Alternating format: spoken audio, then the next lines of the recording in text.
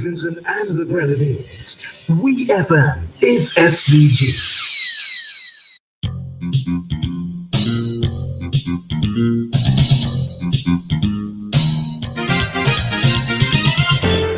24 minutes on to 11 o'clock here in St. Vincent and the Grenadines. You're locked on to WFM 99.9, the Clean Fresh Sound, and this is your It's Your Turn program. Remember, It's Your Turn is an interactive program, so the numbers to call are 457-9997 if you're calling from a local landline, 532-9997 if you're calling from a digital cell phone, and you can call us, send us a message on WhatsApp at 457-9997. The Easy Turn program is being hosted by Mr. Cecil Ryan, Mr. Phil Borjan, and Mr. Joel Providence. Good morning to you, Cecil. Good morning to you, Karen, and good morning to all our listeners on all the platforms. Today is February 23, and we want to wish you a very pleasant day. Earlier, and the station was playing today is a bright day, a lovely day, and all of that. And it is indeed a lovely day in St. Vincent and the Grenadines. I noticed that in the southern part, Beckway included, going back down in the Grenadines, there was some rain this morning. So I'm glad that the folks down there were being blessed with rain, and I hope it continues for not necessarily the rest, but certainly for some time during today. So again, good morning, and we welcome you to another Easier Hand program on WFM, the Clean Fresh Sound, also carried on Star Radio, Star FM, and the Garifuna Radio. My colleague is here with me, and let me ask him to greet you. Joel? Yes, good morning, Cecil. Good morning, Kieran. Good morning, St. Vincent and Grenadines. It's good to be back. I was not here for the last two programs. And I must confess that my Sunday morning ritual has been disturbed. And I am glad that I am back, that I can re-engage one more time with you guys and with the people of St. Vincent Grenadines who listen to the program. And I trust that we are going to have a really engaging and productive and fruitful program today. I am willing and ready to go to listen and to share my views. Well, I'm sure we're going to have a fruitful program today. We have a very distinguished panel to deal with a very interesting topic. But before we get into that, as usual, Joel, we do a little preliminary, which we have, both of us have some matters to raise. But Pigeon himself isn't here yet. We haven't heard from him. We hope it's okay, and we know that not having heard from him, he's on his way, so he will be here. Just to say that the main discussion topic for this morning will be the politics and poetics of the spiritual Baptists. And the distinguished gentleman to lead and contribute to that discussion this morning will be Dr. Adrian Fraser. Of course, everybody knows Dr. Adrian Fraser as the popular historian here in St. Vincent and the Grenadines. He's joining us via video link, and he's already lined up to be here to come in whenever we invite him to. Dr. Cleve Scott, he will be in studio, and we were scheduled to have Dr. Michael Denny, but unfortunately, Dr. Denny won't be with us. Instead, Dr. Scott has indicated that he has asked Dr. Claudius Fergus to be on the program with us this morning.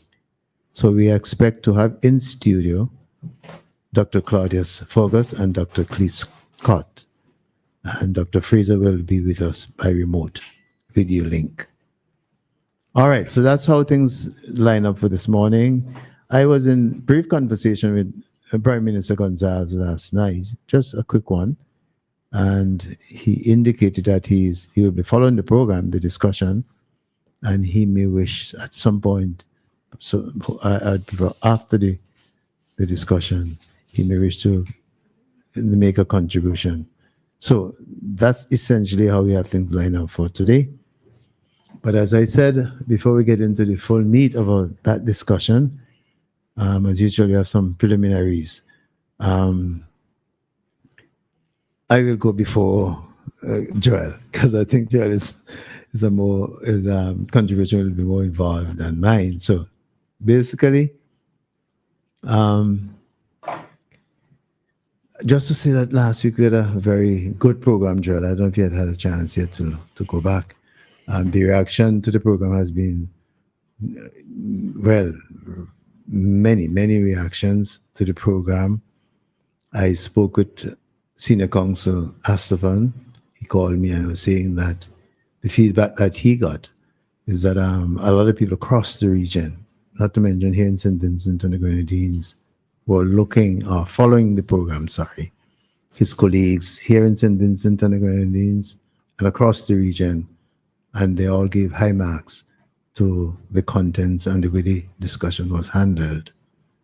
So I just want to say that I didn't look at the numbers, but I expect there to have been a high number in terms of the listenership to the program. But interesting, Joel, an interesting thing that you were not here, but an interesting thing that happened on the program. The first call to the program was a voice, and it seemed to be that voice was that of Kenton Chance. The voice called and asked to be let onto the program, and when I asked for the name, the person said Joe Public, which I thought was very strange. Oh, John Public? John Public, sorry, thank you. That was very strange. Anyway, that was that. So the next thing I know, a good friend, a very good friend, called me on Monday from the United States to say, well, they saw a clip and that was being shared, and what happened to me, if I'm okay, and what is this thing about? So we had a good laugh. In fact, I laughed so loud. And then she sent me the clip, only to find out it was a clip circulated by Eyewitness News, Kenton Chance, of just the clip of the exchange and nothing else from the program. But interestingly enough, he appropriated contents from the program and didn't even credit the source of the contents that he took. He used it in a news, used the content in a news article. And I found it in a way, I found it disgusting. And at least it seemed to me that his intention was mischievous, if not evil. Because if he is the one who called, all he had to say, well, this is Kenton Chance. He has done that in the past. And more than that, Kenton Chance sits in for Jomo Thomas sometimes on this radio station here, on Voices. And one of the basic rule of Voices is that you allow only one call. So he knows that programs have rules, basically. And allowing one call, to my mind, is putting a limit on expression, freedom of expression. And he's comfortable with that, because whenever Jomo is not on and he steps in for Jomo, that's what happens. And simply to say who he is, he has a problem with that. And not only that, he did clip. He put just the clip of that exchange on social media. That sounds to me as evil intent, certainly mischievous. So I just thought I'd respond to that. And in fact, there were some reactions to his posting of that thing. And it occurred to me that I know that I have listened to talk show programs in other jurisdiction. And not only that, you have to give your name, but you have to say also what you're going to be talking about. The producer would require of you to say what you're going to talk about, and then they let you into the program. And he finds this to be, and despite the fact, as I said, he has had to do it before. So I mean, Prime Minister calls here, and in fact, Prime Minister called the program last week, the Prime Minister of St. Vincent. And the first thing he said, Pigeon, Tony, Cecil, this is Ralph. I mean, there's nothing wrong. In fact, it enhances the exchange and the conversation. And it gives, you take responsibility for your thing. Anyway, to make a long story short, I just want to say that to tell Kenton, advise him to go to social media and look at that almost 30 minutes of Kendrick Lamar's presentation at the Super Bowl, and pay particular attention to two words, two phrases. Sorry, one, you cannot fake influence, and secondly, the line, they're not like us. Certainly, you're not like us. I'm not like you. So bear that in mind, my friend. Why are you raising these two references? Like you're not like us and we're not. Because I thought that Kendrick Lamar presentation was so deep, and but I mean there are a number of other references, symbols and so on that you use, but those two is what I thought. But in the context of, in terms of saying that you cannot to- fake influence, that's one of his lines. You can't fake influence. I don't know if Kenton was trying to put that clip to fake influence or to get influence. Sorry. So I just want to put it out there. You can't fake influence. And secondly, you're not like us. It's basically like that. We have an approach to dealing with the program. Yours is different. Others may be different. So you're not like us. Certainly, when we quote from other sources, we acknowledge those sources. We not acknowledge in detail. So if you choose to do that, clearly you're not like us. We are not like you. I see a call coming in here. Gentlemen, let me just take, it's disappeared. I don't know, the person may wish to call back. Not sure. And so that's my thing. Let me just welcome Pigeon. Pigeon, just Yes. Good morning, everybody. Good morning to all of St. Vincent and the Grenadines. I had an emergency. My neighbor needed a ride to the hospital, so I had to do that before I came. Oh. I hope the neighbor is okay. I hope she is okay. Oh, is she? Yeah. Yeah. There's a call, Pigeon. Let me just take the call here and see what the person has to say. Good morning. Welcome to the program. Good morning, gentlemen. How are you? I'm fine. And you? My name is Kenton Chance. Oh, great. Welcome, Kenton. I called because I heard you calling out my name on your program. I made reference to a posting that you made in Eyewitness News.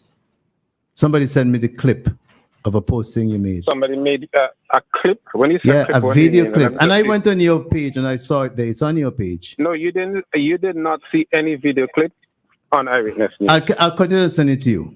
I'll cut it and send it to No, you. Mr. Ryan, I'm not asking you. I'm telling you. But I'm telling you, I saw it, and anybody who's hearing me Mr. now, Ryan, listen to you me. did not see a video clip of your program on Eyewitness News. Not because of I the can tell you program. no such clip was Not published of on the Eyewitness News. program. Not of the program. The video clip is of an exchange, about a few seconds of an exchange between a caller to the program and myself. So Kenton, correct him and tell him where you saw it. Yeah, right. No, but you're saying that Pigeon, he who alleges must prove. Mr. Ryan is saying that he saw it on Eyewitness News, and I'm telling him he saw no such clip on Eyewitness News. Was it Facebook? It's on Facebook. I But saw not it. Eyewitness News. No, I saw it on Yeah, but if you Facebook. said, I saw it on Facebook under Kenton Chance. Come on, my friend. if you're saying that you saw it on Facebook, Facebook is deep and wide. But All if you're right, saying, all if right. you're You're saying you correct. saw it on Eyewitness News, I'm telling you, never saw it on Eyewitness News. All right, it's saw on it either on our Facebook. website. All right, fine. And- You're correct. You're correct. You're correct. and I But let want me play your tune. Let me play your. I have No, I in don't mind. have time.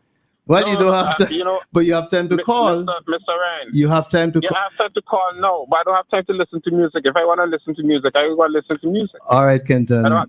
Radio time is precious. I know that, and that's why I'm saying to you. Listen. I heard you talking about. Listen. No, I don't want to listen to your tune. If you want to engage me, I'm prepared to engage. Cecil, If you want to play music for No, it's I'm all right. sorry, I'm Let's not hear what he has to interested say. in the song because I don't have time. No, well, I really don't have time he to listen to music. If they want. I would like to hear what he has to say, Cecil. yeah, but he thought it was The just truth me. is, he's And playing the music, but the music is so loud in my ears. No, I don't no. know. Cecil, All let- right, let- go let him ahead. Make his point. go ahead, make Go your ahead, point. Go ahead, Yeah. Kenton. I heard him talking about he's talking about people having to give their names, right? I mean, I thought I would tell you up front, right? I think that's a ridiculous rule. Is that what you're going to We talk can differ about? on Is that what you're going to talk No, about? let him- No, I don't let- have time for But if that. you Sorry. don't- No, let him You know finish. what? No, let no, him finish. but you Let- see, that's he's fine. not going to. I'm No, not no, going to allow well- him to comment on the rule which we have. Okay, but do you have a follow-up point, Kenton? Because I want to hear what you have to Mr. say. No, Mr. no, but Providence, hold To be on, honest with you, hold to on. be honest with you, right? Kenton, you made your posting, and that's fine with me. So I'm responding now But to okay, your let me posting. just respond to other So one other thing you said, go right? on your other go on No, Facebook. let him make the other point. Go on Facebook. Go on Facebook and make other posting. That's all. That's all I'm suggesting. You can't tell me what to post, Mr. All Ryan. right. I Well, post whatever we have I to go want, on. but We have to if- go on. Sorry. But you see, that's the point. I You want never no want to confusion with engage no anybody because hooligan. you're afraid of debate. My You just friends want are to be in an sociable, echo chamber. very, very respectable. And we ain't want no bacchanal. All right, Cecil, take.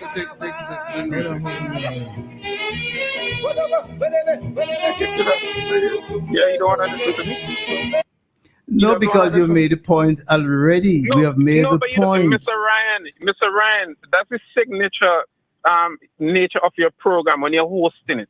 You just want to hear people who are saying things that you want to hear. And you've made a point. I happen to be driving in my vehicle. Whenever I'm driving on a Sunday, I turn on the radio, I listen to your program. I heard you making certain point. You're speaking about me. You're speaking about Eyewitness News when Eyewitness News was not involved at all. I mean, I'm free to, but not to waste your time, right? The point that I want to make, I heard you talk about I used content from your program, and I did not. I gave all of the appropriate credit for the source of the program. All of the associate credit for the source of your program. So if you're suggesting that when I credit from your program, I must say, oh, it's Issue at Hand hosted by Cecil, Ryan, and all of that. I mean, look, gentlemen, have a good day, Mr. Providence and Mr. John. My greetings to you and all the best to you. Okay, all the Let best. Mr. Ryan play his music. You see, Joel, next time I'd want to moderate the program as I see fit, because I knew he was going to come and end with that. Has that added anything to the point that I was making earlier on? Absolutely not. In fact, it reinforces the point. He made mention of the article. You go and check his article and see what credit he gave to Isiatan. You go and check it. And a number of them do that. They say, program on Sunday. So there are several programs on this station on Sunday. Which program? He does it all the time. Program on Sunday. And he comes on the program, angry, trying to defend. One of the things I do, I check before I respond to people, and I generally don't respond. But simply because he was so, the piece that he put on Facebook, to me, it had evil intent, because he posted nothing else, just that few seconds clip of that exchange. Brazen, evil, harsh word. No. That's my use of that effort, whether it's used by him or anybody else. He meant nothing good to advance what was said on the program. A lot of things were said on the program, a lot of other things, good things. And he chose only to take out a few seconds of a over 2 hours, almost 3 hours long program. What else does he mean about? I mean, what can one assume other than that he had evil intent? But let me play my tune again, so he hears it, or others will hear it.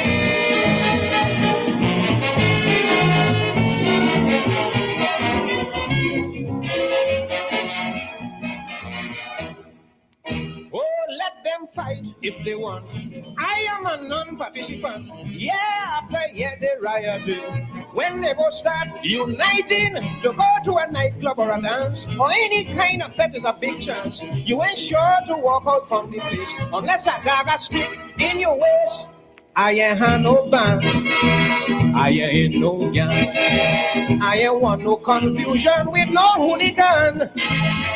My friends are sociable, very, very respectable, and we ain't want no bacchanal for this carnival. Well, Dr. Scott has joined us since. I don't want to introduce Dr. Scott yet, but Dr. Scott, you know that tune. You can't. That's before your time. Sparrow. Yeah, that's before your time. Yeah. Well, that was a 1965 Sparrow composition. Yeah, I don't know that one. I know many Sparrows, but obviously I can't know all because Sparrow been second. I've never heard that one. Yeah. As a young son, I heard that, and I remember it. Sparrow's composition. There's more in the tune, but I just thought I'd play that part. I'm sorry, but I had to play that. On the good side, though, on the more, I had occasion to be at the hospital on Wednesday. I went there for a test in the radiology department, and I was so impressed with the service. In fact, first of all, I was attended to by a young man. His name is Saeed John from Vermont. He told me he studied in Cuba from 2017 to 2023. Clearly, he was very fluent in Spanish. He was there communicating with some of the Cuban technicians and specialists. And he was such a polite gentleman, and I was impressed. So I just want to give him a hail up this morning. Also, I want to give a hail up to the sergeant who works in the same department.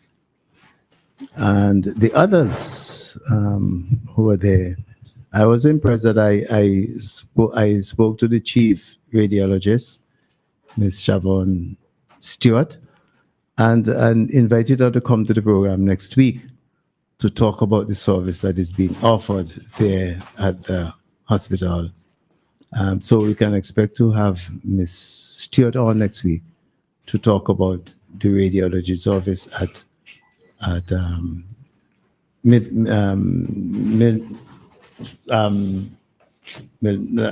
hospital.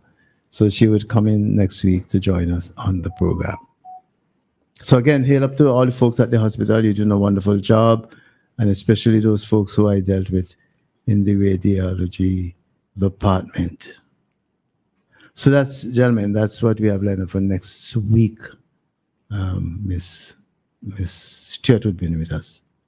So I'm out. Joel, it's over to you with your own issues. Hopefully yours will not be as contemptuous as mine.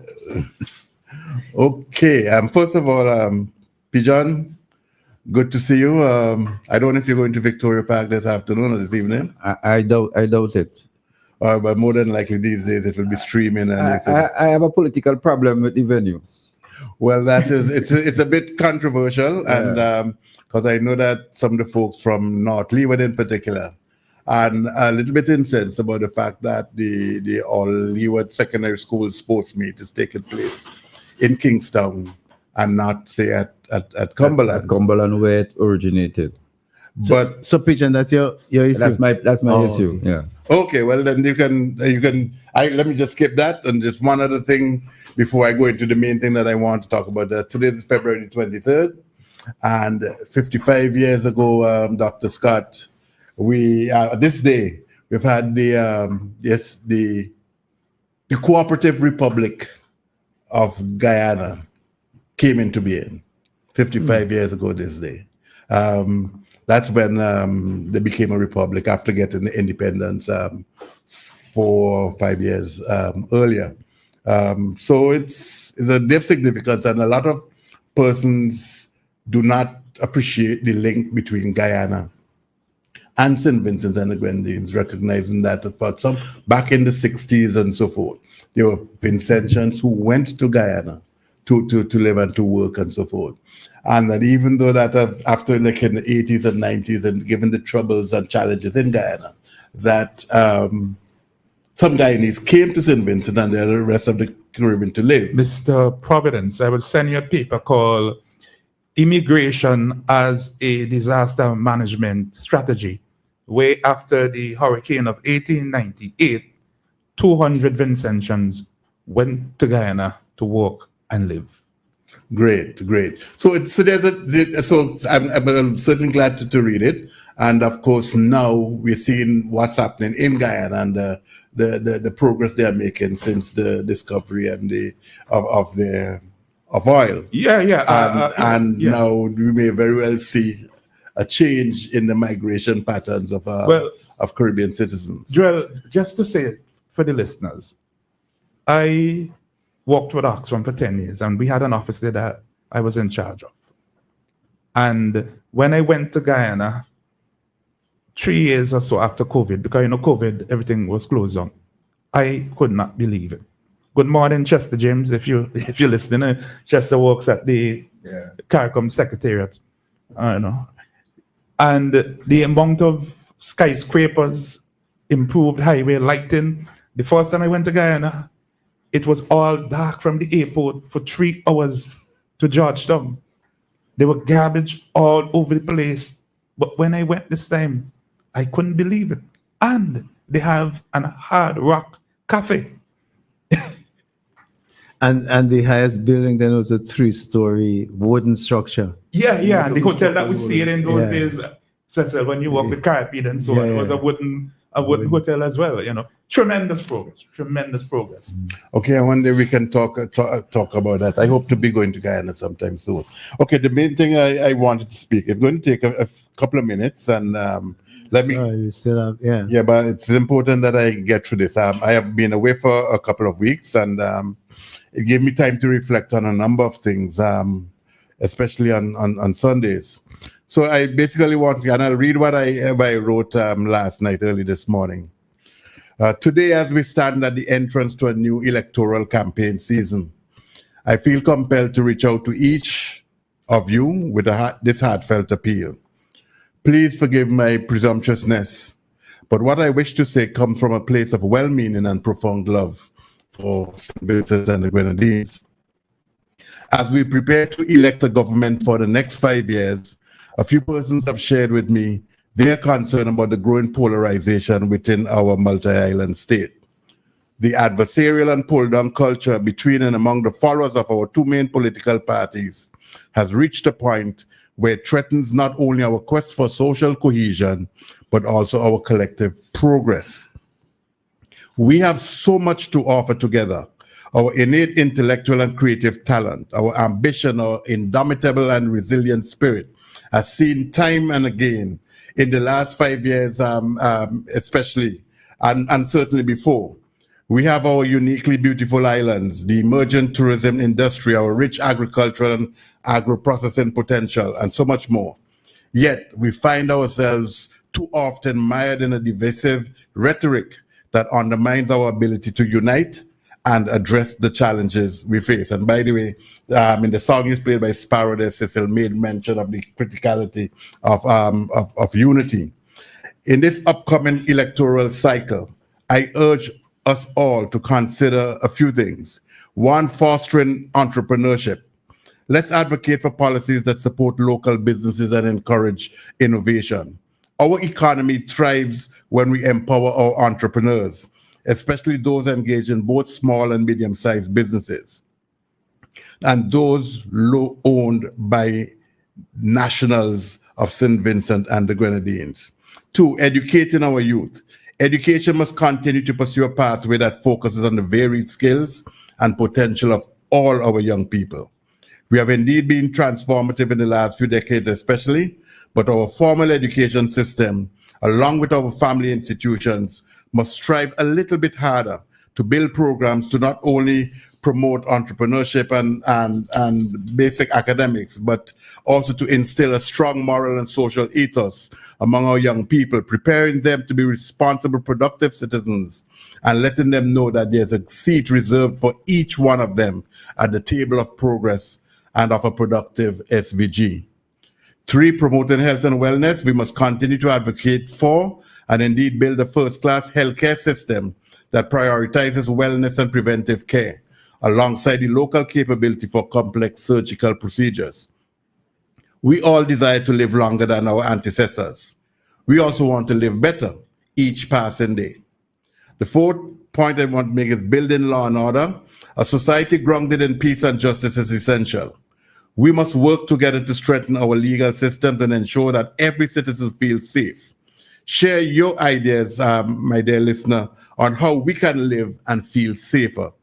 We too have a responsibility and an important role to play in building law and order. 5, created recreational spaces. Let's invest in museums, parks, and other green spaces that cater to all ages and backgrounds, fostering community spirit and pride, as well as exercise and culture.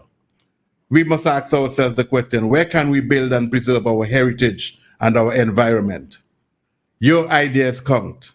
Please reflect and then share with your friends, your work associates, your family.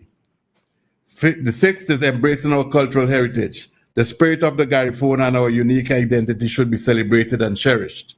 We are privileged to call this land our home, and we must honor that distinction.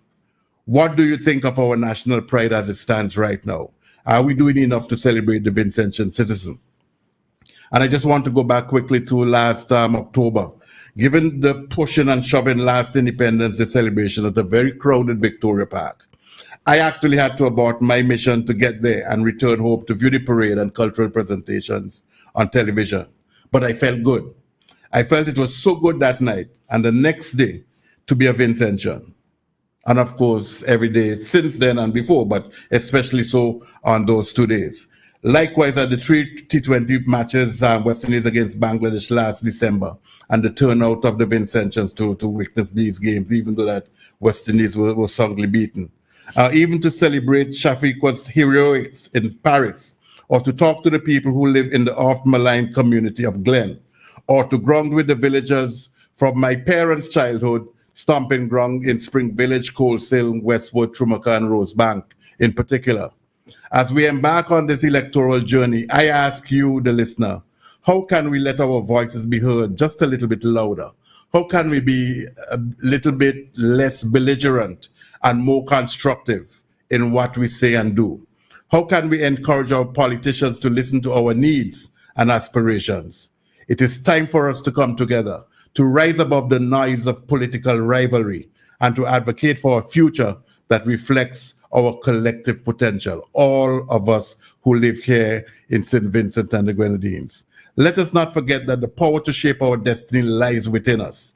Together we can cultivate a resilient society that thrives on collaboration and mutual respect. Join me, or join us, who are interested in the process in this conversation, and let's make our voices count for the good and glory of all our people, regardless of our chosen colors. Whether you agree with me or not, I believe that we have talented, caring, dedicated leaders on both sides of the current divide. Surely, through reflection, sober analysis, provocative thought, and a keen process of ideation, the timbre of their well-reasoned voices quite often help to lift us all up to better places, physically and spiritually. We have to let them know that they are not alone. I'm speaking about the politicians. That they are not alone, and they are not the only ones. We too have a contribution to make at the forums and areas of dialogue, if not debate, created by us and for us, in our homes, in our neighborhood, in the shops, on the block, in our chat groups, with those whom we have befriended on social media, those who follow us and whom we follow. I appeal to each one of us to think more of what we want for ourselves and all of our fellow Vincentians.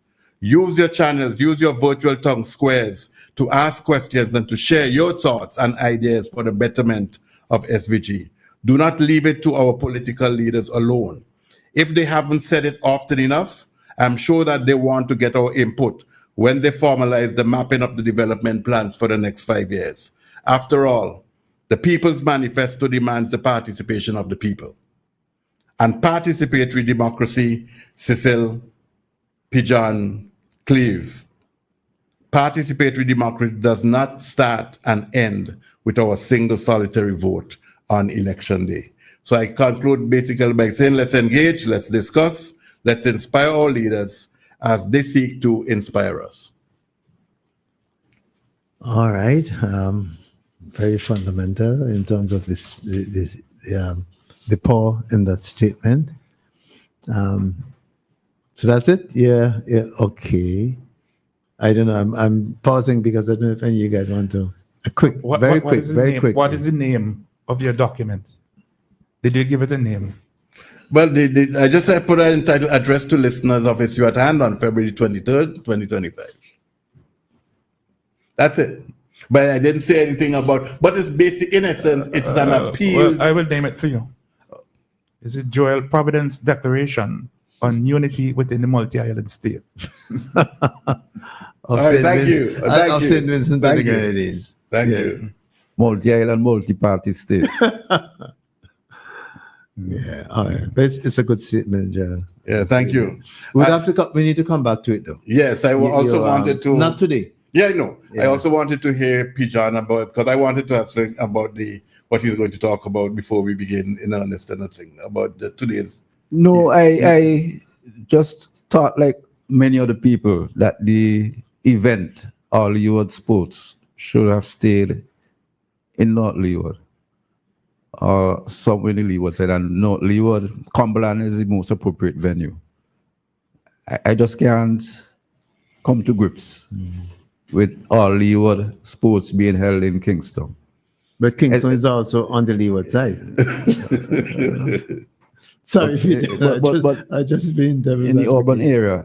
As a matter of fact, I was looking forward to an all Windward Sports Okay. also sometime in the future. I remember you said that in the Yeah. past. I remember you making that point. But the rationale, because I attended the Trumaca Ontario Secondary School Sports 2 Saturdays ago. And I also have had cause to speak with the headmaster or the principal of the Trumaca school. And we were given the reasons and so on about it's easier and better to organize the sports in Kingstown. The track at Cumberland, I think, is only 250 meters, which I think is significantly too short. Although I passed at Victoria Park yesterday as well, and I thought that the preparation for the park would have been better than what I saw. Hopefully they did something last night and this morning. And then, of course, the question of they use the opportunity, I believe, more than anything else, maybe to raise funds. But at the same time, there's a cost involved. And it is actually, if you're traveling from Pettibodelle or Trumaca or Chateaubriand, wherever, to Victoria Park, it's going to cost you $20, $10 one way and $10 return. And that's the cost for the parents, the supporters, maybe even the school children to get to Victoria. It's going to carry a cost. But I just say what it's worth. But be that as it may, it is a debate that they will sort out, hopefully. But in the meantime, today, still encourage persons, regardless of where you live, is to go to Victoria Park this afternoon. I believe it starts at 2:00, and attend and support the young athletes. All right, gentlemen, our main event. The discussion is on the politics and poetics of the spiritual Baptists. And we have to lead that discussion in studio here with us. Well, let me first go to remote. Dr. Adrian Fraser, no stranger to St. Vincent and the Grenadines. He has been long-standing popular historian here in St. Vincent and the Grenadines, from whence we came, and a host of other things. So we're very happy to have Dr. Fraser in the discussion this morning. He's doing that remotely. And in studio right here with us is Dr. Cleve Scott. We have come to know Dr. Cleve Scott as an established and distinguished historian here in St. Vincent and the Grenadines. And all this discussion is coming courtesy the open campus, the global campus, the University of West Indies Global Campus. So we are very pleased on ECUTN and BFM to be able to host this discussion today. Dr. Fraser, good morning. I don't know if can you hear us? Yeah, I'm hearing you, man. Good morning. It's good to be here. Okay, great to see you. And in studio, we have Dr. Scott. Dr. Scott, identify and let the voice be heard. Yeah, good morning, Adrian. I can't see you. I don't know why I can't see you. I'll talk to Jules and company about this. I should be seeing you, but I'm hearing you. Actually, yeah. If you're on outside, you'd have been seeing him, but you're not. Yeah. Unfortunately. But I think Pigeon is seeing Dr. Fraser. Pigeon, aren't you? Yes. So which means that Dr. Scott, you should be closer. And I want to say special good morning. He was my history teacher. Okay. I wasn't the best of students, but At long last, Adrian, he admitted at long last. Finally. but I end up teaching history nevertheless. Okay. So yes, Dr. Scott, you have to guide us because we were supposed to have had Dr. Denny, Michael Yeah. Denny on the program as well. Unfortunately, Dr. Denny had a death in his family. That he Pigeon and Marlon is here. Good morning, Marlon. He calling in program yet, sister? Who's that? Marlon Butte. He hasn't called yet. Okay. Yeah, so- Marlon, make sure when you call in, behave yourself, All right. No, Good. lately he has been behaving himself Okay, that's on the good. program. Yeah, so Dr. Denny had a death in the family in England, and right now he's in the mid-Atlantic, going back to the US. So he couldn't be with us. But last night we had a wonderful lecture at the Global Campus. We have here from Keyville with me, Dr. Henderson Carter, who is a senior lecturer in history, and he's a former head of the Department of History, Philosophy, and Psychology at Keyville. He is also the co-author of a book in which there's a chapter by the Honorable Prime Minister. So last night we made an official handing over to the Prime Minister of his copy of this book. It's a huge book, over 1,000 pages. Wow. And I see the Prime Minister like he's struggling to lift it up. So I hope he's going to the gym because we're going to bring bigger books. As you know, Dr. Fraser, myself, Dr. Thomas, and Dr. Denny, we are working on 3 volumes of the history of St. Vincent and the Grenadines. We have finished volume 1. And in volume 2, one of the things we are looking at is the origin and development of the spiritual Baptist religion in St. Vincent and the Grenadines. In what we have written so far, we have argued that the spiritual Baptist religion was established in St. Vincent and the Grenadines. And we will follow the development of the spiritual Baptists right up until the 21st century, which ends with the declaration of the holiday, which we are going to celebrate this year for the very first time. And that holiday is May 21st? May 21. May 21st, okay. Yeah. Right. Is Joel, yes? Is it 21? That's my understanding. Okay, all right, yes. Good. Sorry. Dr. So Dr. Risa Noel McBarnett, who recently took over the leadership of the Global Campus, she wanted to, do some activities to celebrate the spiritual Baptist movement and the holiday, and also to do more popular education.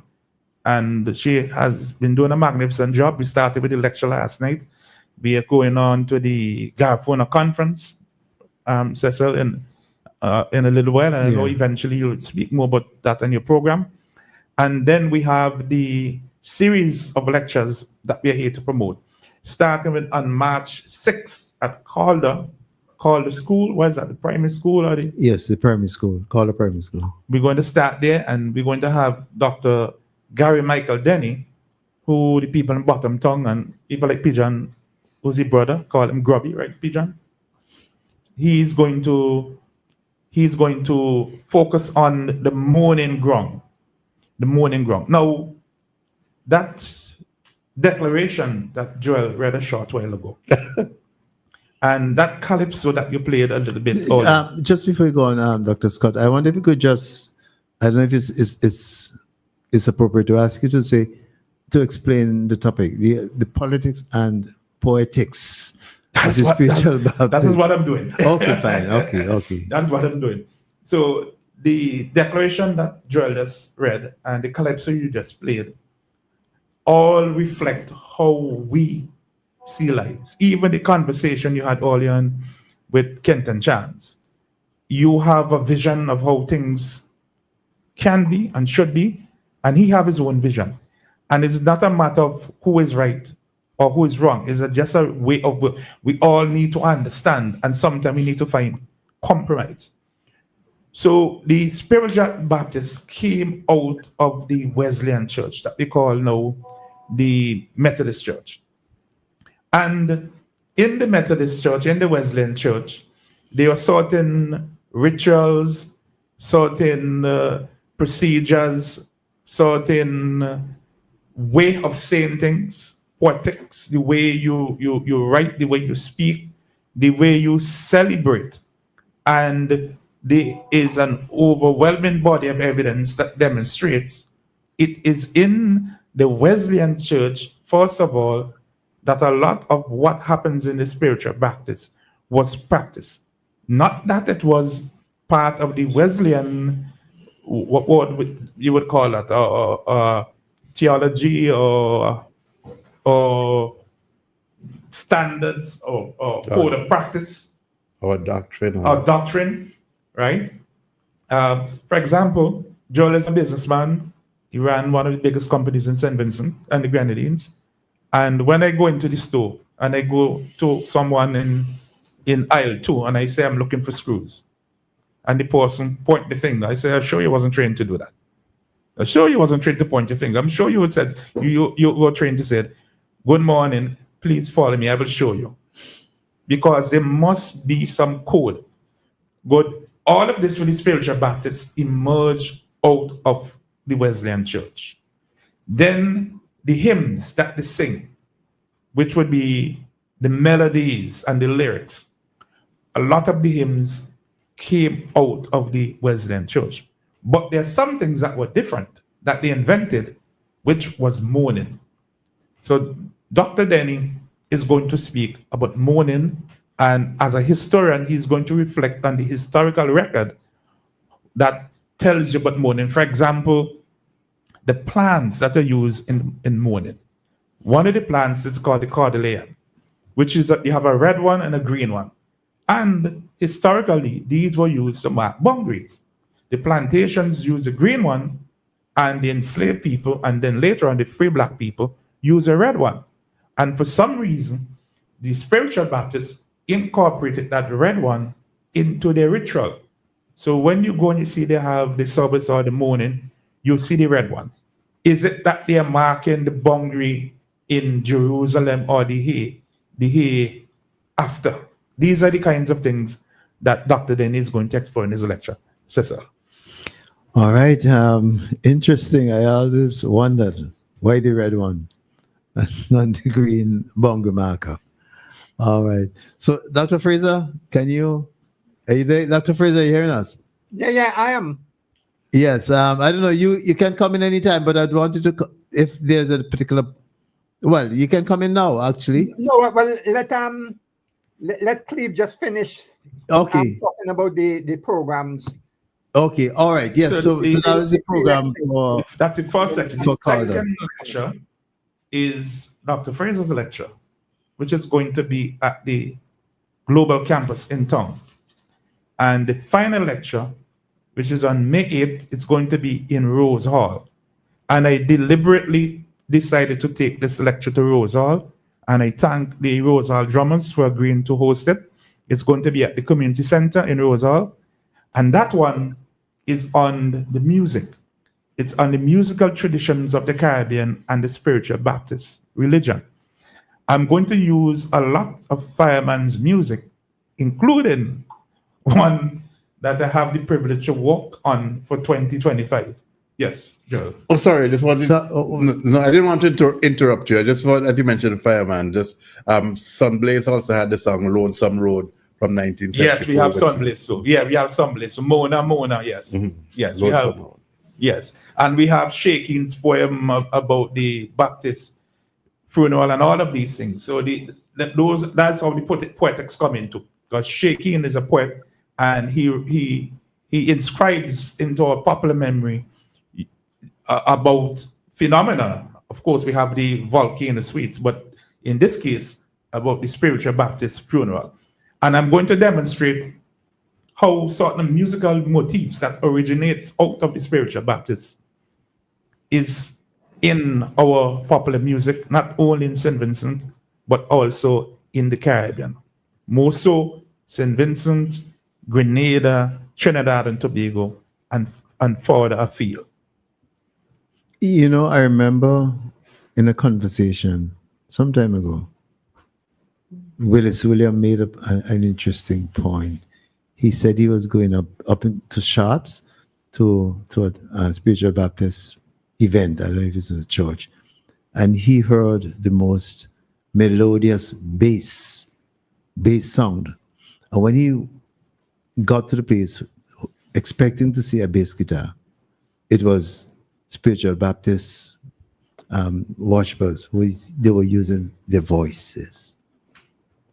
I hope you're going to get into some of that. Yes, and I will do some comparisons to different musics around the world.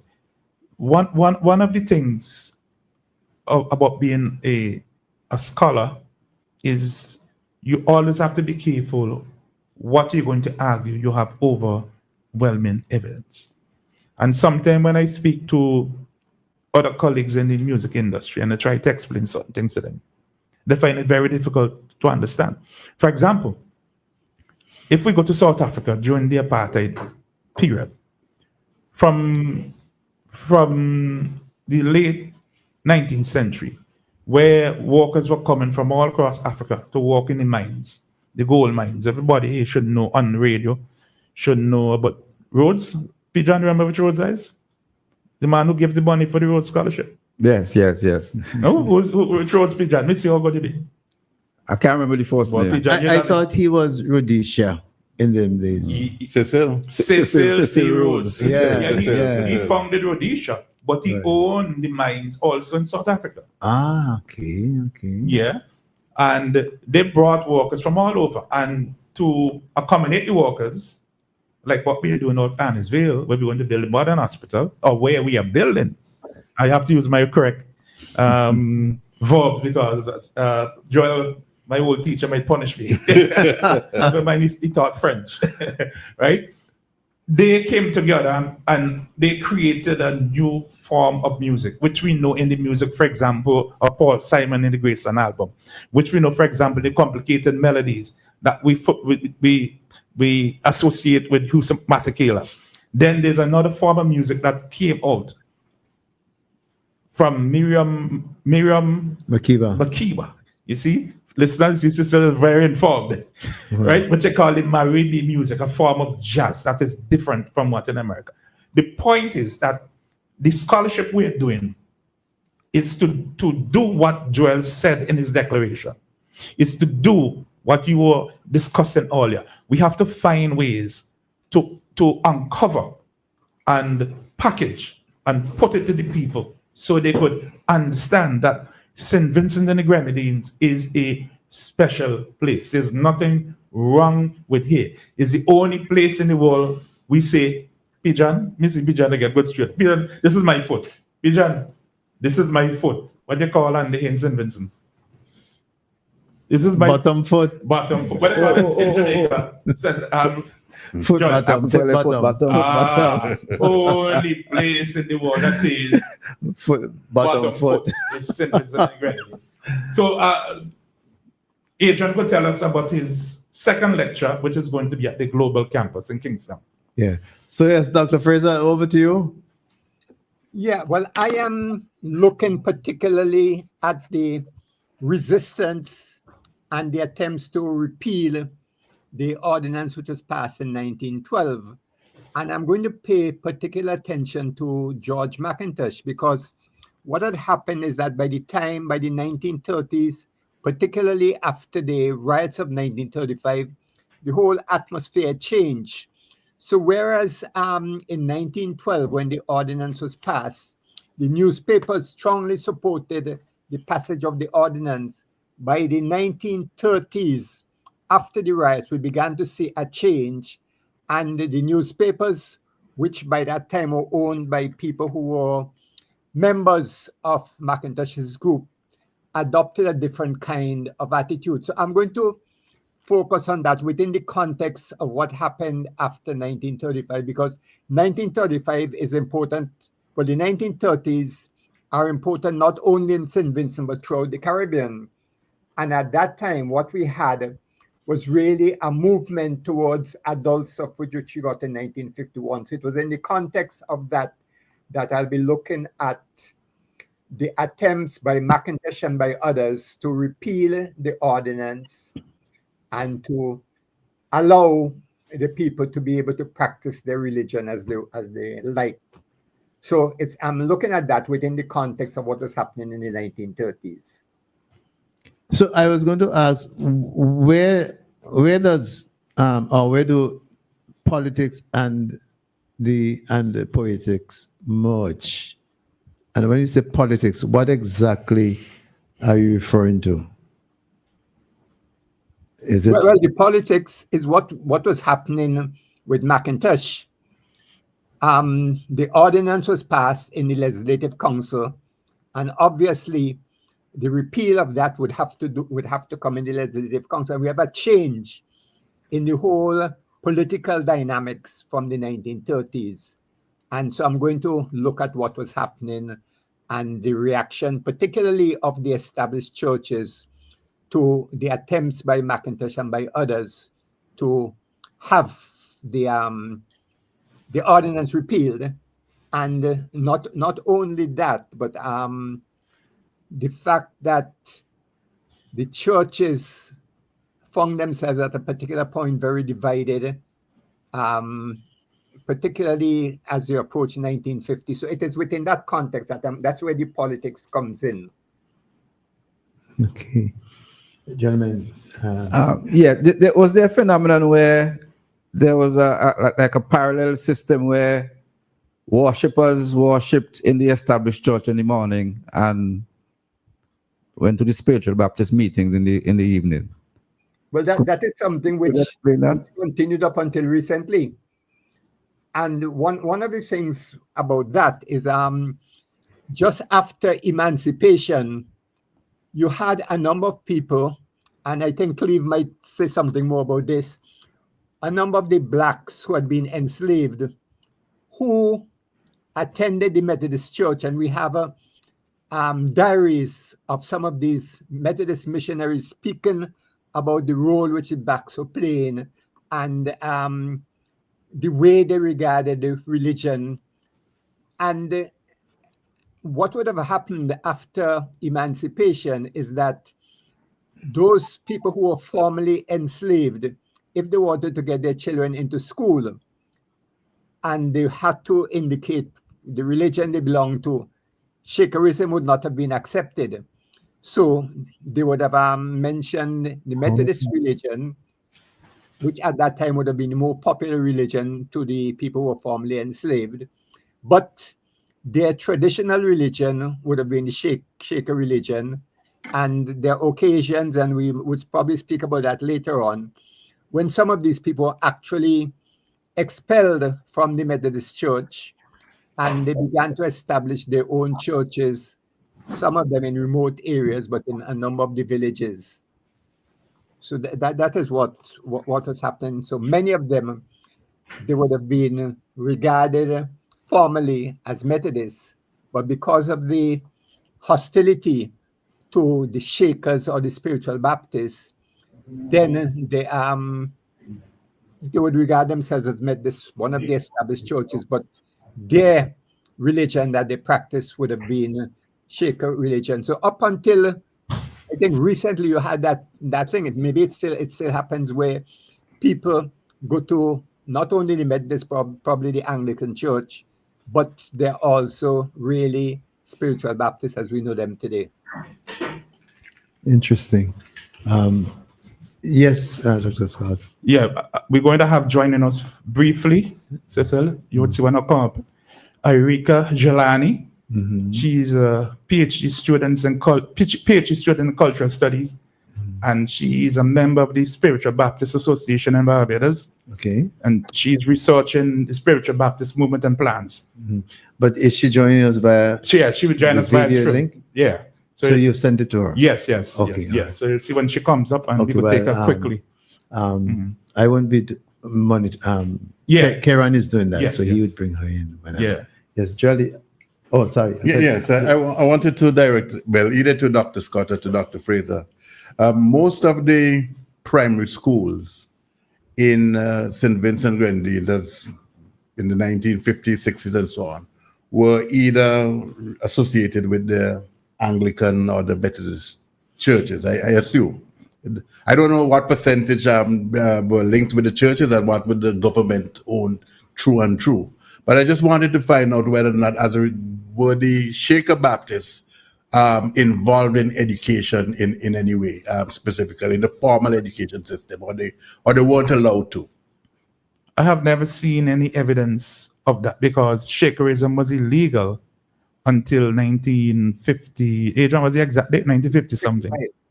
55. So I'm speaking about post 55. Right. No, from 55, spiritual Baptist religion and Joshua went hand in glove. Dr. Kenneth John always argued that the spiritual Baptist Of blessed memory. yes, was the woman's arm of the PPP. He always argued that.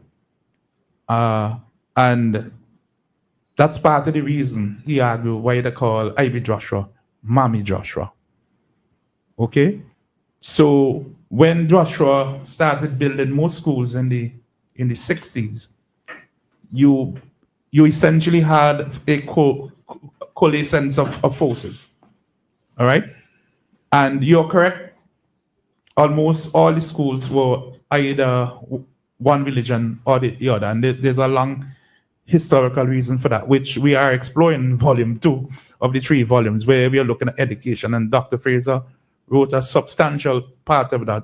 And Professor Joel Warrican, who is a professor of education, has been harassing me and sending me all kind of notes. He wants to read the draft on education as soon as possible. Adrian? Yep. I think we should also add that I think up to, I can't remember the exact date, but even in England, up to, I believe, the 1870s, the churches had played a substantial role in education. And the similar thing happened because after formal education was established in St. Vincent, the churches, it was left in the hands of the churches. So in a number of cases, you have, there's a situation, for instance, and I know that 2 of my relatives who were Methodists, and in the case of Barley, they were not allowed to teach at the Barley Anglican School, which was Anglican, so that both of them had to go to Chateaubriand, where there was a Methodist school, in order to be able to teach. So the churches played a very important role. And eventually, you began to have the emergence of a number of other church schools.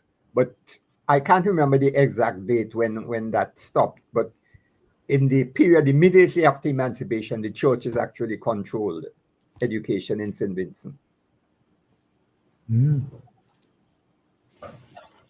Right. Stirling was a British official. He worked in St. Vincent, and he later was transferred to Jamaica. When he went to Jamaica, he designed this program about enhancing primary education in the region. We're talking here about the late 19th century. Yep. And we are of the view that Stirling developed a lot of his ideas about education in St. Vincent and the Grenadines. The churches, they ran Sunday schools. One of the requirements of working on the estates, particularly after the ending of apprenticeship, was that if you come to church, you have to attend the Sunday schools. And in the Sunday schools, they didn't only just do the Bible and so on, they do reading and writing, but of course they use mainly the Bible as a tool to read. They didn't teach you to read the newspaper, they teach you to read the Bible, or they taught you to read the Bible.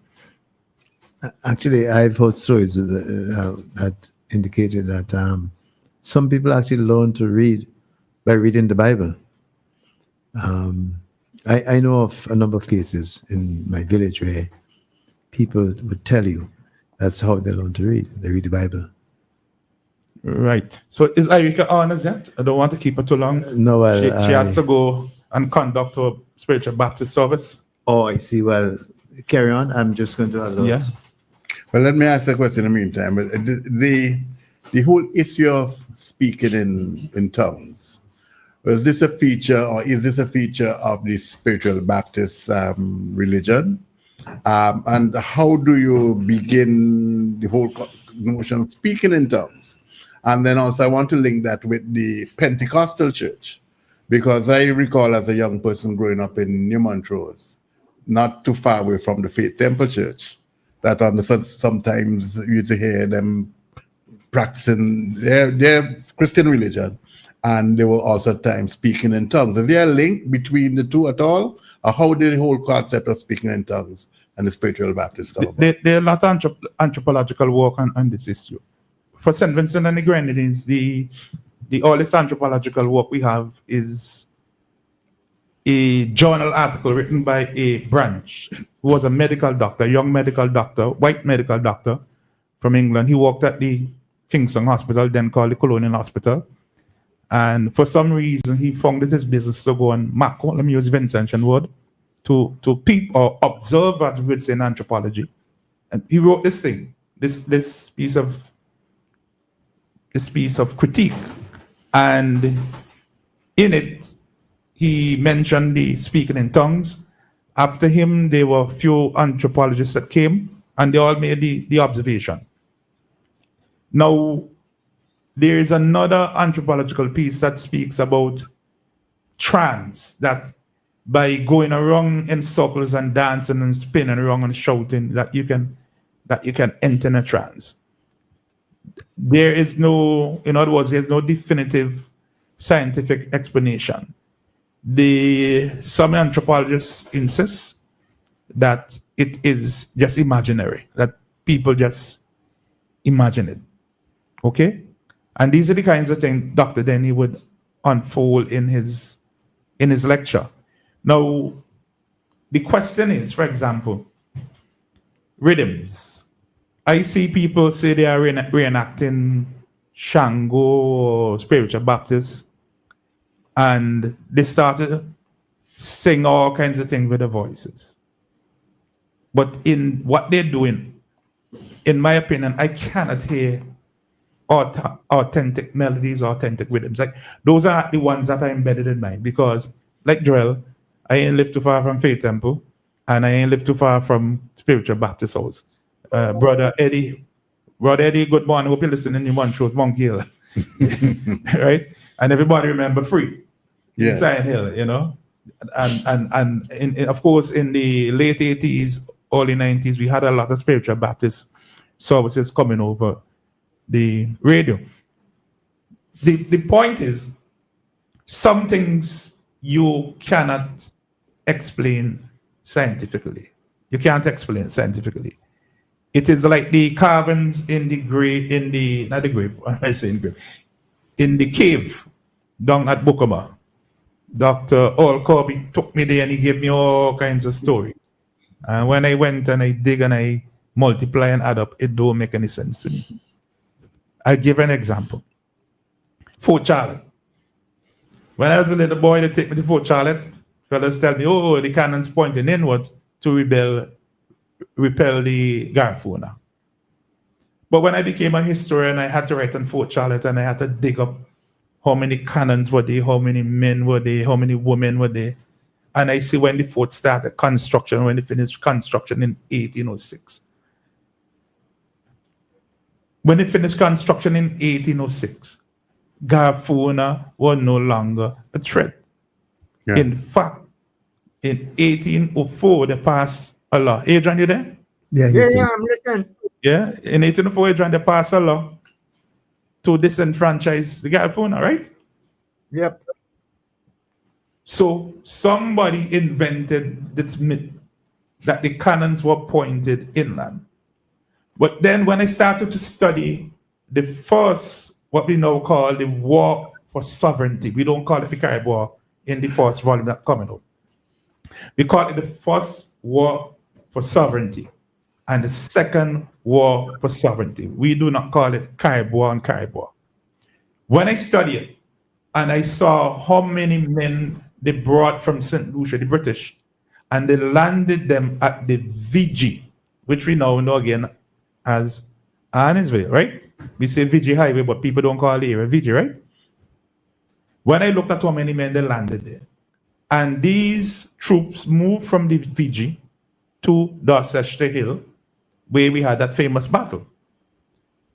Then it suddenly hit me that Fort Charlotte had to cater all the time, and Pigeon, you're ex-cadet. Pigeon, before I'm ex-cadet association, and you have to join. Yeah, I'm familiar with that. Yeah. Okay, Pigeon. Yeah. Warrant officer, right? Yes. Yeah. And Pigeon used to run me, he cried me the bush and run me around and take, tell me take to push up. A rear attack, Pigeon.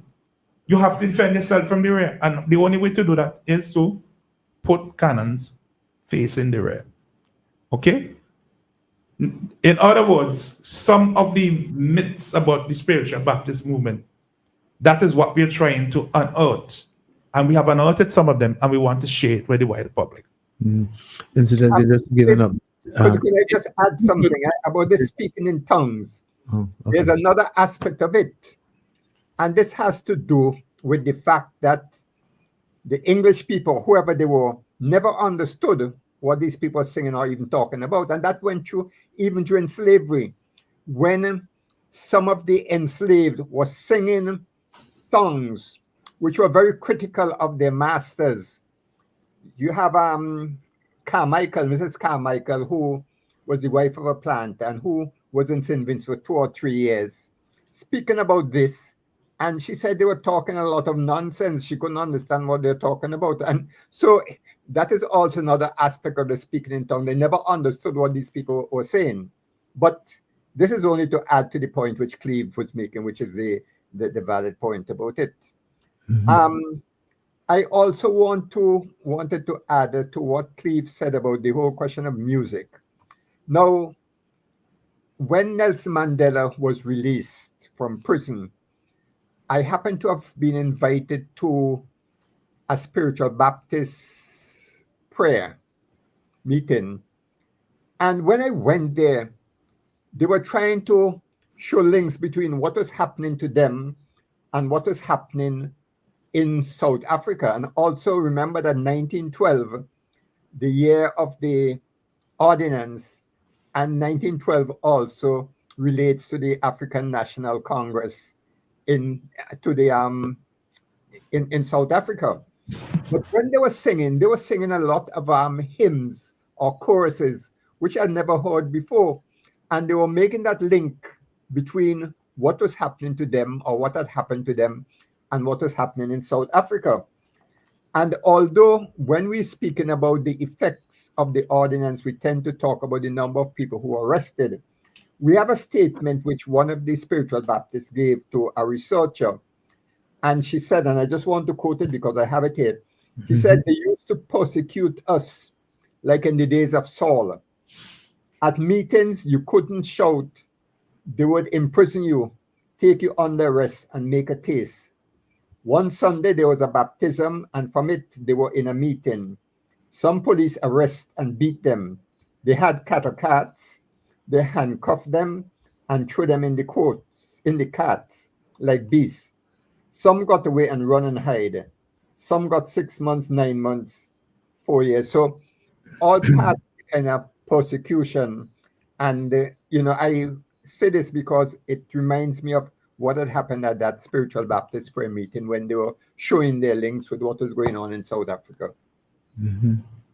Mm-hmm. By the way, I just wanted to give an update that the person who's coming on, that is being monitored. So okay, he's on top of it, but the person has not yes showed up. Let's hope that join us, and because she could bring even more greater insight into this history of the spiritual Baptist, and not only that, of the movement across the region, and how, for example, in Barbados, that they have named a place after a spiritual Baptist leader, and we are yet to do that. Yes. That they have an association and they're making great strides. I just want Vincent to understand how and that's what Dr. Carter did in the lecture last night, to demonstrate how a small nation like us can sail on the global stage. From the UN Security Council, athletics, music. Last night he mentioned Jody Butch. He forget Kevin little argument, a little tough for that, right? And Skinny Fabulous. We still and the spiritual Baptist movement, the spiritual Baptist church, everything about it was founded here, created here, and was exported. Is it possible to have to give a number on the membership, if you like, or persons who consider themselves spiritual Baptists or members of the spiritual Baptist religion? What you mean today? Today, yes, Adrian. Just if you can indicate the growth. Well, the thing is, at one time, the censuses used to indicate the religion, but Right. that was never really very accurate, because at the time when they started that, many people who would have been spiritual Baptists would probably have mentioned to them that they were members of the Methodist Church or some other church. So that is not very accurate. What might give us a clue is the number of these churches that have sprung up over the years. And one of the things that struck me when I attended that first meeting of the spiritual Baptist was the number of young people who were there. Yeah. And when I looked at that and I knew something of the issues relating to the ordinance passed against the spiritual Baptists, I was tempted at that time. In fact, that encouraged me to write a book, which I did, on the spiritual Baptists. And the reason for writing that book was to let a number of the spiritual Baptists who didn't know about what I consider rich history, who didn't know about that, at least to get an understanding of what their ancestors had to go through to get them to this particular stage. And in that early period too, a number of the people who were members of the spiritual Baptists would have been poor laborers and peasants, unemployed people. It's only in more recent times that we have more middle-class people, professionals and so on, who have become members of the spiritual Baptists. And let us say, while we are speaking about spiritual Baptists, I don't think the word spiritual Baptist was used before the 1950s. It was, first of all, Shakers, converted, or penitents. And there was a time when McIntosh them were trying to get the ordinance repealed, and they figured that this ordinance was against the Shakers. So therefore, they organized to change the name of the thing to Christian Pilgrims and so on. And in 1949, they applied to have a meeting, well, not a meeting, a procession in Georgetown. They allowed that procession. Apparently, thousands of who were really Shakers turned up to that meeting. When the next year, McIntosh tried to get them to have that meeting in Kingston, they refused, saying a Shaker by any other name is still a Shaker, because then they understood that these people were not of this other religion that they knew nothing at all about, but they were Shaker using a different name. Earlier, I don't know if Dr. Fritz, I don't know if it was you or Dr. Scott who mentioned that the places of or the churches where the spiritual Baptists worshipped used to be remotely located and not in the mainstream community, but somebody, I don't remember what word he used, but I just want to know why. Could you explain why that was the case? Okay, let me answer that. Yes. When I was a young boy just attending primary school, I used to go to lands which my family owned to look for mangoes or whatever was there. And I noticed that there was this Shaker house in an area very remote from wherever. I couldn't understand why. And at that time, when you're growing up, you heard all of these rumors about the immoral acts that the Shakers used to be Baldwin. And so it was only later on I realized that the reason they were forced to do that is that there were laws, there were regulations against them having meetings in the villages and towns. So they had to go to these remote areas. And interestingly enough, when during the period when McIntosh was struggling on behalf of the Shakers, and this regulation, these laws still existed that Shaker meetings were not supposed to be held in Kingston. One of the things McIntosh did to defy them, he organized to have a meeting, a Shaker meeting held in his premises in his yard in Portslade? In Portslade, yeah. So they had a meeting he had in Portslade, and the police reported that there was this meeting that was held, contrary to the laws and so on, but they could not do anything at all about it at that particular time. So the remoteness has to do with that, and I'm sure now there still remains of some of these prayer houses, as they used to call them, in different remote areas of St. Vincent. Mhm. It was just that the regulation forbid them from having it in the villages and in the towns.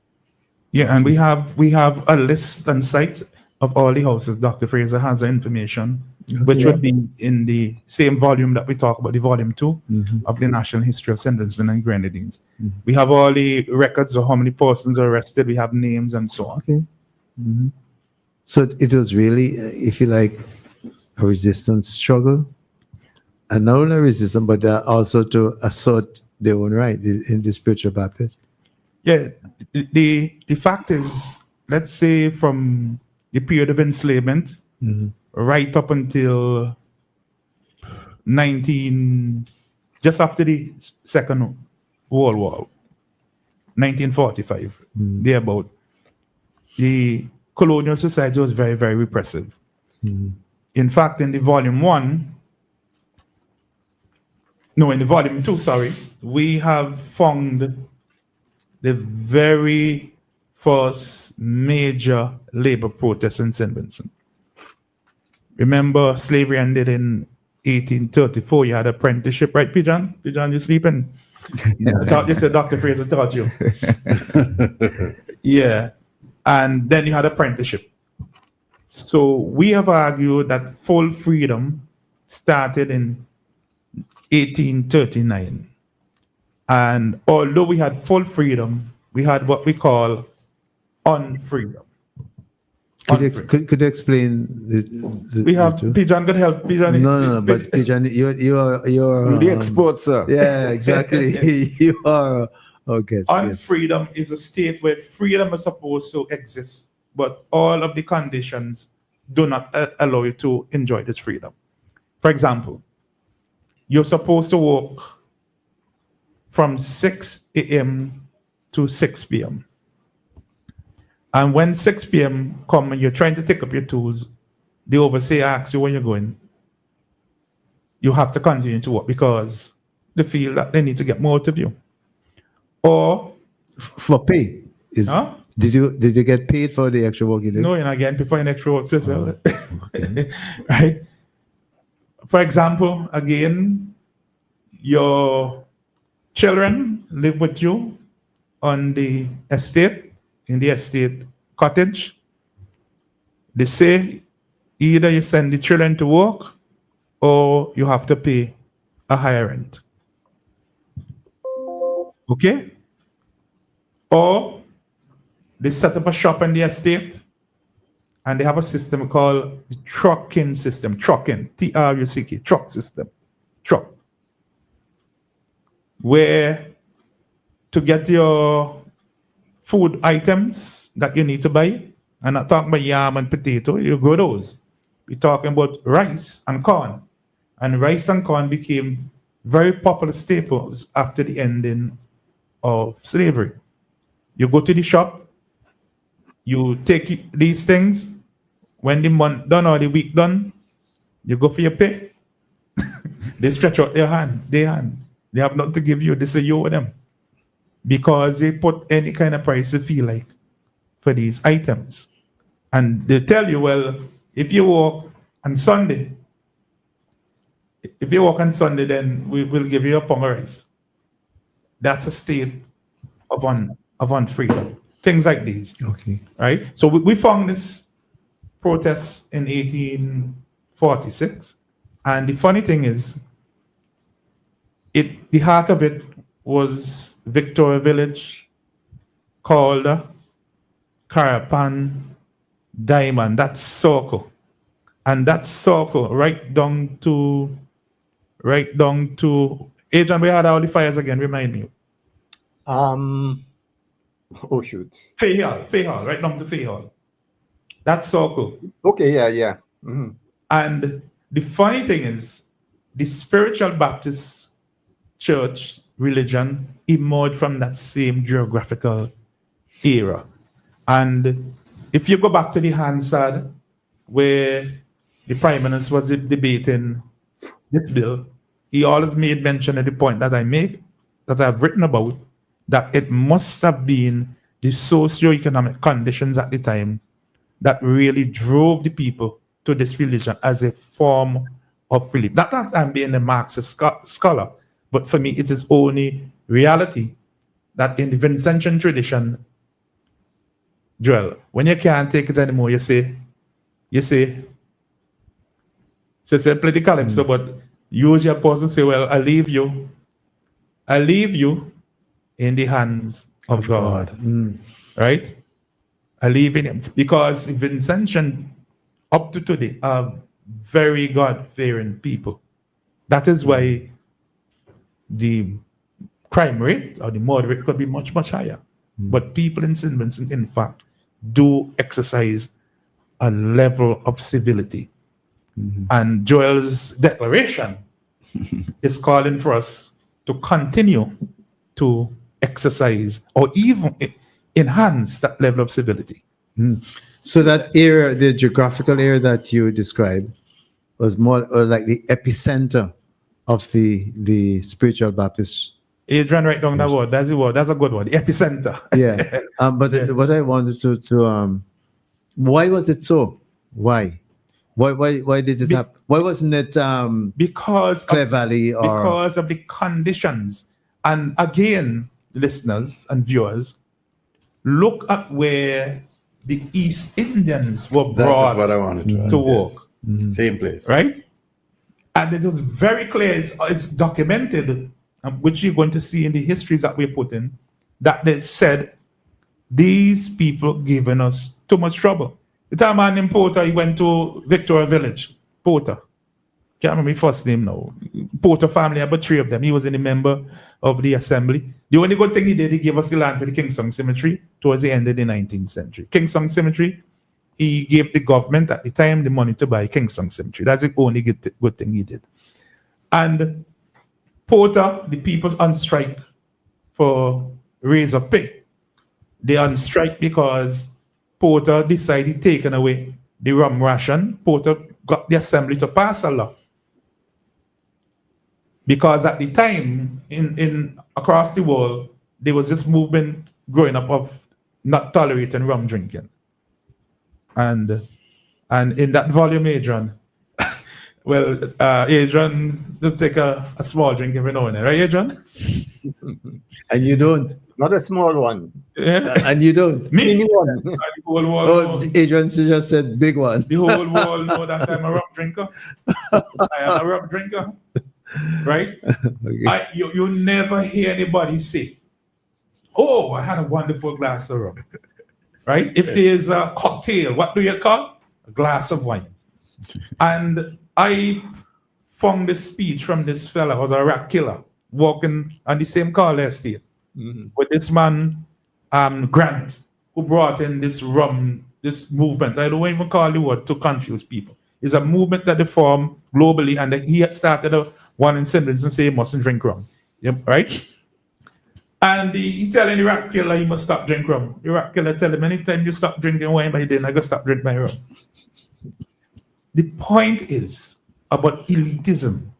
Elitism is you drink wine. And if you drink rum, something is wrong with you. That's a colonial tradition. When you go to church, what they give you? Why? Wine. Why they can't give you rum?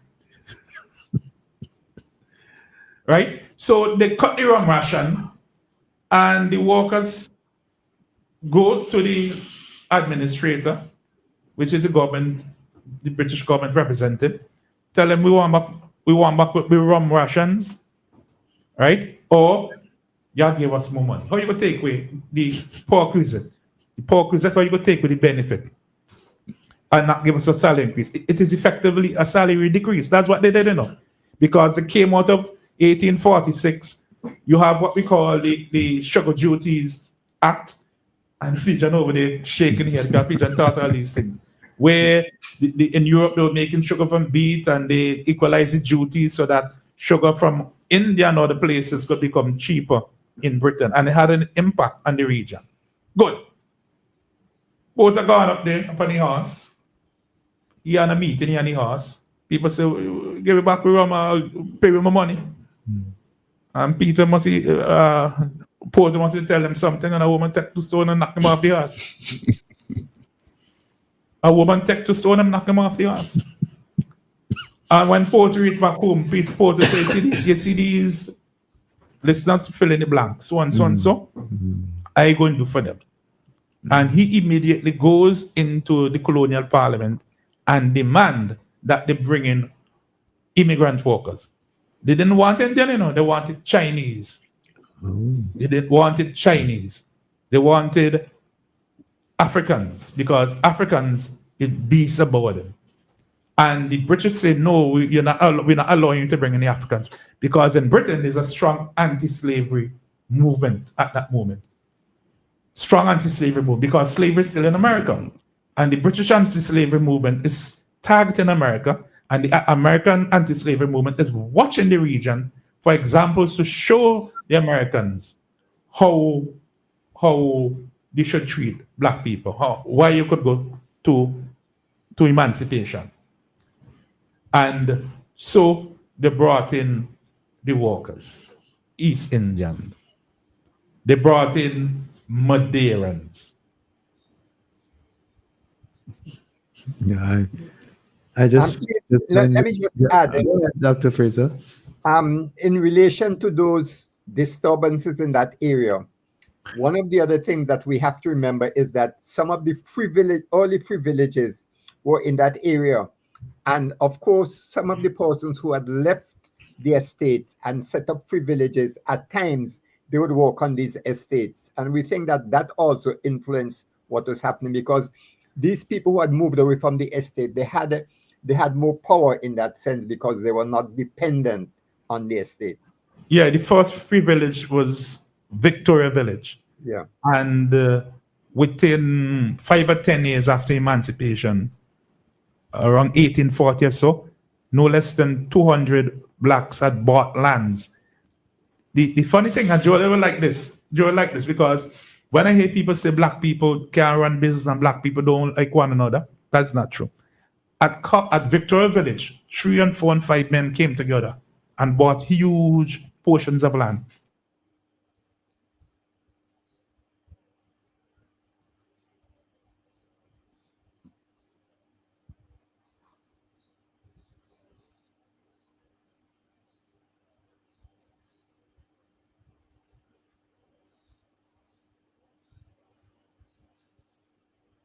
Sharp to them, because okay, when emancipation came, Queen Adeline signed the order, because she was married to King George, right? So we say Queen Adeline, but not really Queen Adeline. It was King George that signed the Emancipation Order of 1833 to end apprenticeship.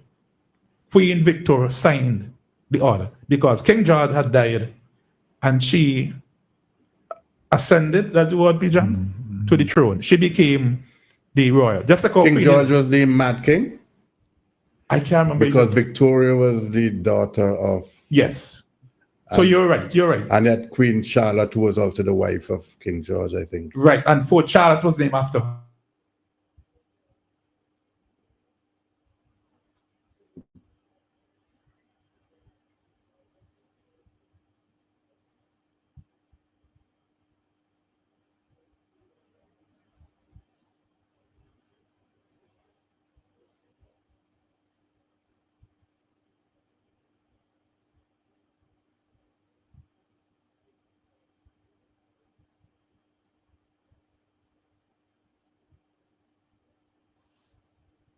And they have calypsos too. We have calypsos that they wrote singing about being a queen at the makeup, when the emancipation finished and I bought my freedom, you didn't buy yours. The calypsos making fun of you and calling the queen at man.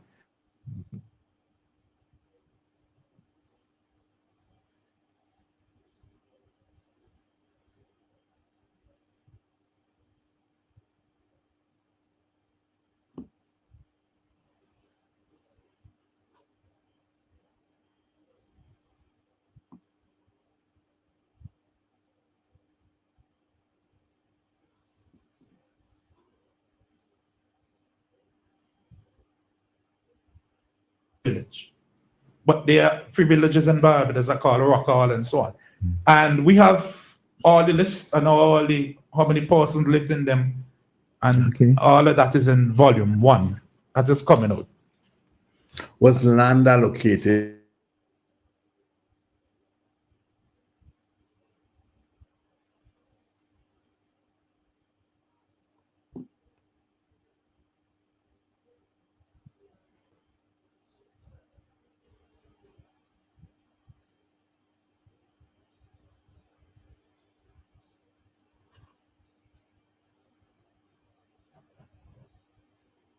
Yeah, we speak from about 1800. The Garifuna were banished. I would like people to stop using this word exile. Exile means you leave with the expectation of return. The Garifuna were put on Baliso to die. We talk about the Jews and the Holocaust. That is our Holocaust. They were put there to die so we could scrape up the bones and throw them in the sea. We have the evidence that they say, destroy them or they would destroy us. Right? Destroy them or they would destroy us. They send them over there. So the British said, destroy them. Yes. The Meaning, British. right. I just want to make so our listeners. Yes, destroy the Garifuna. Right. Okay. Otherwise, they will kill us. Okay. They will get rid of us.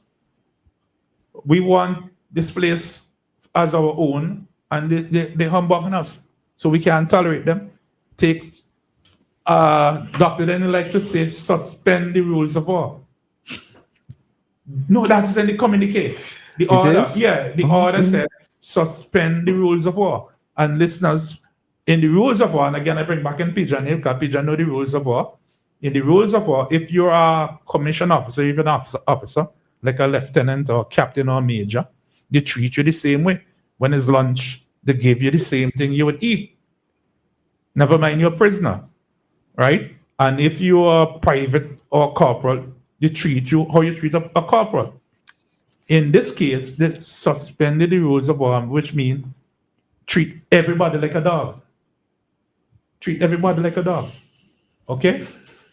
And so, slavery was always in St. Vincent and the Grenadines. From the time Columbus came, he had enslaved people. Right? Slavery was always in St. Vincent. However, from the time the Garifuna were removed, around 1800, St. Vincent and the Grenadines became a slave society. Let me repeat. It became a slave society. It became the same kind of country that Barbados was since around 1640, that Jamaica was, that Antigua was, that St. Kitts was, that all over was. St. Vincent is the last one. So give us that year again. Around 1800. 1800, okay. Right? We rounded it off at 1800 because the Garifuna removed in 1797, around 1800. And slavery ends in 1834. So it means roughly you had 34 years as a slave society. Not 34 years of slavery. You had hundreds of years of slavery, but 34 years as a slave society. So what were we before 1800? We were a slave holding society. The whites who lived there, they held slaves. They had them working, but the system did not operate to ensure that the exigencies of the estates, of the plantation system, were fully protected. That came from around 1800. Good. So what all does that mean? It simply means that in that short period of time, certain characteristics could emerge that was different from elsewhere. In other words, again, Peter, I'm going to tell you, we have amelioration in 1808. We had the ending of the slave trade in 1807. And therefore, if you want more enslaved people after 1807, you couldn't bring them from Africa. Amelioration was 1823. Yeah, 1823, sorry. 1823, yeah, that's good. You have to bring them from other countries. And so, Like elsewhere in the region, Yeah, and or so- in the USA, Mhm. or Brazil. Okay. And so 660 black people, enslaved black people, were brought from the Bahamas and taken to Gran Sabo. And my colleague, Dr. Claudius Forgus, who is listening, in his book about intolerance in the spiritual Baptist, with the spiritual Baptist religion in the region, makes the point that among these people were persons who were Baptists, because these people, which we do know for a fact, some of them from Brong, who own the estate at Mount Grand Sable, which I'm going to go to when I leave. I'm going to Black Point and Grand Sable to show my colleague, Dr. Carter, who is here, out there. He wants to see the tunnel because he cannot believe that black people, enslaved people, were such astonishing engineers to do that. Okay? So they came to Grand Sable, and anything is possible. Ideas, cultures can move left, right, and center. But we do know for a fact by 1846 that in the literature, in the correspondence, they were referred to as the wilderness people, and later on, and so on. Dr. Fraser. But could you say, you are Dr. Fraser, when were those two tunnels constructed? The same one you referred to and the one that we currently use. When were they constructed? I think it's about 1813, or they're about the top and the Black Point Tunnel and also the Byron Tunnel. I think it's around that time. Cleve, one of the things also about those people from the Bahamas who went to Gran Sabo is that there was a distinct difference between how they function on Gran Sabo as opposed to some of the neighboring estates. And the reason is that these people who were enslaved in the Bahamas, they were enslaved on cotton plantations, I believe, where the whole dynamic was different from the sugar plantations. And the people have written about that. The whole attitude and so on, it was shaped by the fact that they spent a lot of time on these cotton rather than sugar plantations in the Bahamas. And is it possible that some of these Bahamian slaves, did they have a link with the United States, like the South Carolinas and so on? Was there a link as well between the Bahamas No, that's and where the they came Southern from. United States? That's where they originated from. The Brong had a plantation in America, in Miami area, Florida area to be precise. Yeah. And following the War of American Independence and so on, he was what you call a royalist, fighting on the side of Britain. Okay. And in fact, that's why he was given Grand Sabo as compensation. Not only him, several others were given land here as compensation. And in fact, that is why they tried to get rid of the Garifuna. But Dr. Scott, are you saying, I'm trying to understand the question that Joel asked. Are you saying that the ones who came here, the enslaved, that they originated from US. Yes, That's yes. what you say? From his plantation. Plantation. So therefore, when the American War of Independence finished, he took them from America to Bahamas, Oh, okay. promising them, because they fought for him and for Britain, that they would get freedom. But he didn't, he didn't give them that. Promise is a comfort to a fool. By the way, what's the update on your colleague? Yeah, they had a technical thing, can't make it. Oh, So okay. we proceed. Yeah, Unfortunate. Yeah, I'd like to hear from her. yeah, we'll yeah. Okay. All right. I want to ask two questions. I've read about this term called syncretic religion, in which they're claiming that the Shakers, Pocomania, Shango, or syncretic, meaning they were a blend between Christianity and African traditions. How much truth is there to that? Adrian, you go and I'll come in. No, I would say first of all that regarding the Shakers, I mean, we have seen their relationship with the Methodist Church, and when you go to the Methodist Church, some of the choruses they sing actually, which came out of the Shaker religion, and so there is that long established relation, and I firmly believe when you're speaking about the origin of the Shaker religion, that what had happened is that during slavery, many of these people, as happened with a lot of other things with the people who were enslaved, they, in their own compounds, were able to recapture some of what they did in Africa. And religion, I think, would have been one of those things. And then the church, they became very much involved in the Methodist Church.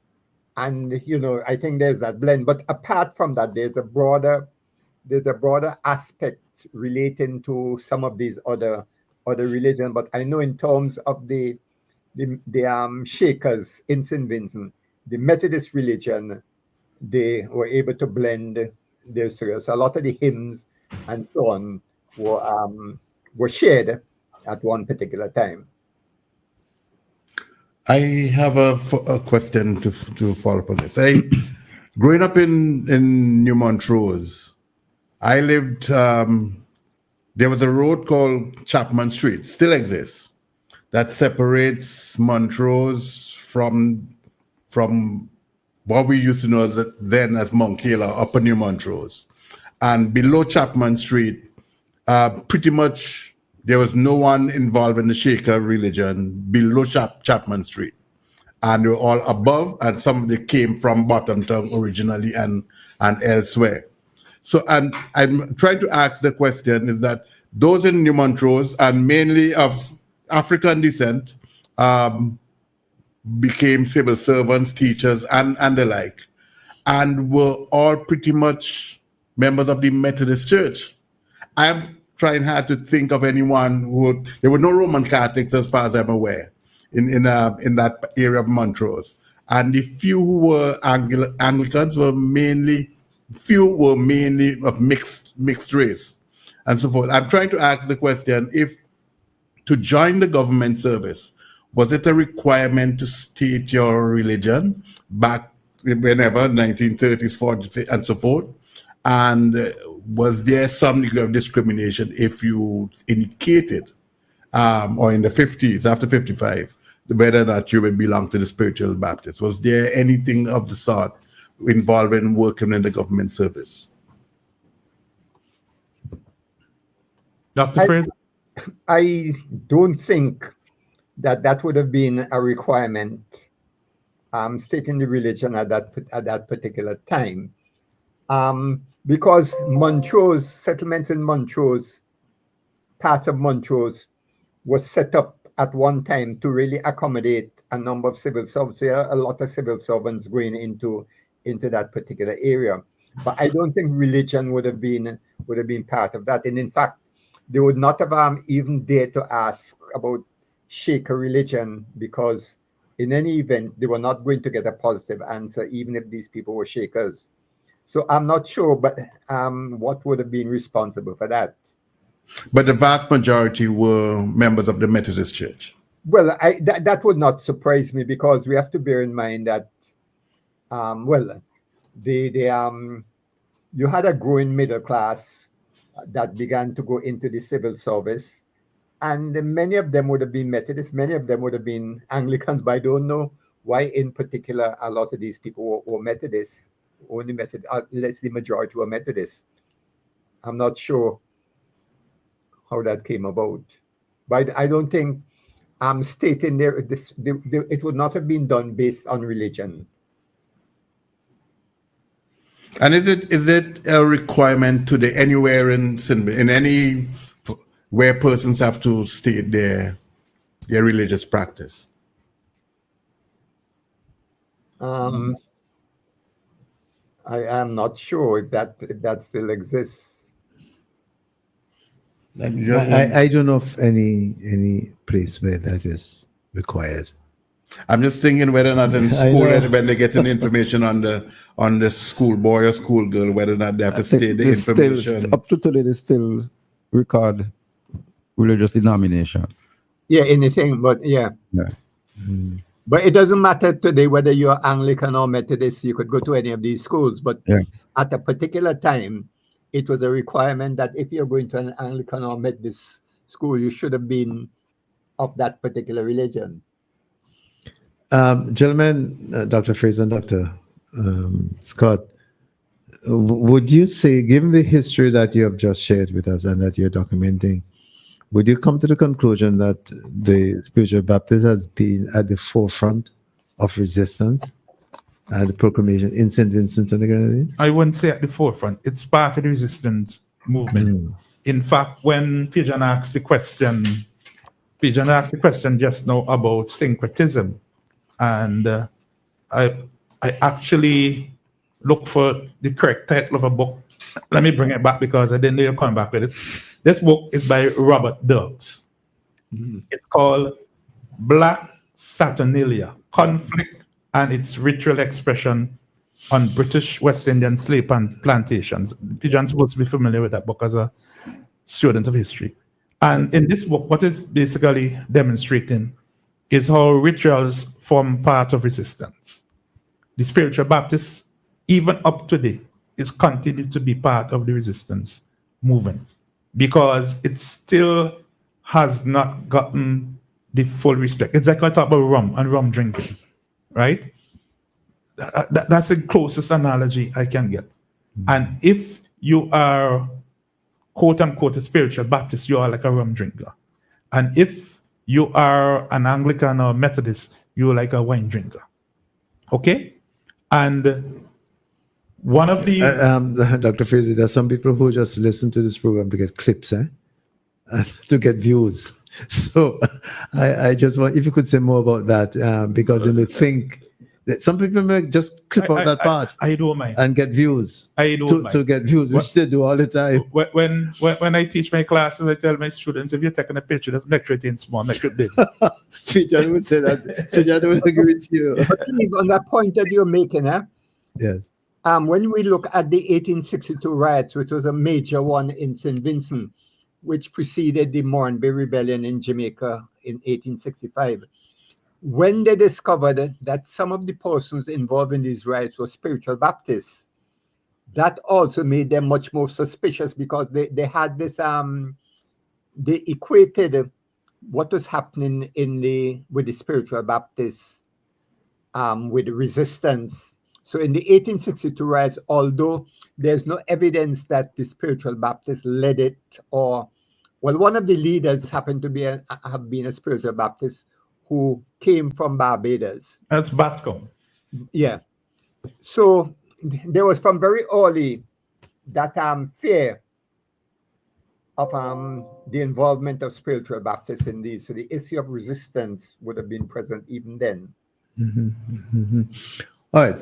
We've been at this a good time. I just want, in terms of the work that you all have been doing, and in particular, the public sessions that you have been leading. You mentioned 3, one coming up in Calder. Yes, 6th of March at Calder. Yeah, and then you have one in Rose Hall, and then one at 8th of May. Global Campus. what would you see as, what would you consider to be success coming out of those? What is the purpose of you don't mean what is your main thing behind having those what would you want to see coming out? The purpose is firstly to celebrate and commemorate this holiday, because the holiday is a major step in celebrating our Caribbean civilization. Secondly, we want to take the history to the community. We want to do groundation or the grounding, as Walter Rodney called it. We want to take the university to the community. We don't want, as Joel was saying, people have to spend $20 to come in town to hear the lecture. We want them to be able to walk from their house, come with the entire family, the young ones and so on. Those who not so pram, as we say in St. Vincent, you get your walking stick or your wheelchair. Cleve, that reminds me of an effort led by our friend from Diamonds. You know, Oscar Allen, yes. Oscar Yes, Allen Oscar Allen did yeah. that. Yes, Yeah. yes. Yeah. One of the things too, we have to remember for a long time, I think some of that still exists. There was a lot of discrimination against the spiritual Baptists, based particularly on the fact that most of them, at a particular period up to the 1960s, were people of peasant and laboring class. And there was still this thing among a lot of Vincentians that because their practices and their method of worship was different from the established religion, there was still this thing which started from 1912 or just before 1912, that these were relics of African barbarism. So there was a lot of discrimination against the spiritual Baptists. And I think that these lectures hopefully would have put that thing in a different kind of context. And it is recently that you have a lot of middle-class people and professional people becoming members of the Spiritual Baptist Church. Before that, it was regarded as people in the lower class, and there was this discrimination which went. So whenever I speak, that is one of the things I have in mind, to get people to understand the kind of suffering that these people went through. And one of the things that McIntosh did, he said that the fact this religion was made illegal because it was a religion practiced by the lower classes in St. Vincent. Okay. I think it's always important to bear that in mind, that there's still some discrimination left over.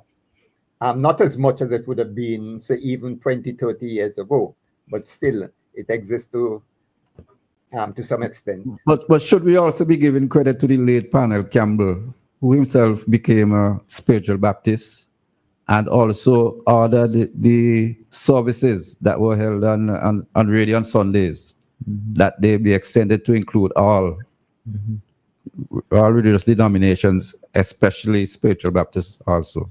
Yeah, I think Parnell Campbell played a very important role in that, in trying to make the spiritual Baptist more acceptable. And he did a very great job where that was concerned. So we have to definitely give him credit for that. Somebody's asking, when will the volume be available for purchase? I can't, And where?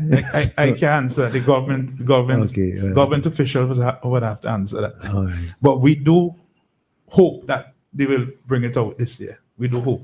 And But is it up? Sorry, Peter. Is it up to them or you guys to have it completed? It's up to the ministry to publish it. We write it, we publish it. So, well, the question I'm asking is: are you finished in the writing? Yeah, we finished it. Oh, you're finished. Yeah, Okay. yeah. I wanted to ask about the primary resources. How accessible are those, and how would you encourage other young historians to find primary resources to assist them in their research?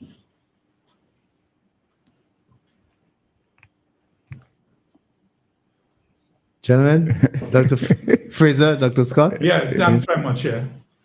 I would say that one of the good things. Sorry, go ahead, Dr. Fraser. Yeah. Go ahead. I'm saying the technology that is available, there's a lot of things you could get online. Whereas before, even when I was doing a lot of my research, I had to go to England, visit the archives. Now there are a lot of things available that people could take advantage of. So it is much easier these days for people to.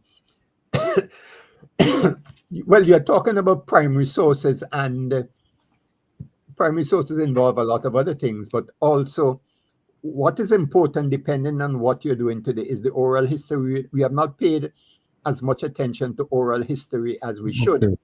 Fortunately for me, when I was doing my book on the 1935 riots, I was able to speak to Clem Cato, the father of Randy Cato and Bon Cato and so on, who was a policeman and who was actually involved. He was one of the persons who was sent to the courthouse to try and deal with what was going there. And he explained to me what had happened, how he was knocked over in a drain, and he explained a lot of that. He also told me, gave me a lot of information about Sheriff Lewis when sheriffs came there and so on. So there's also that oral history, and depending on what you're doing.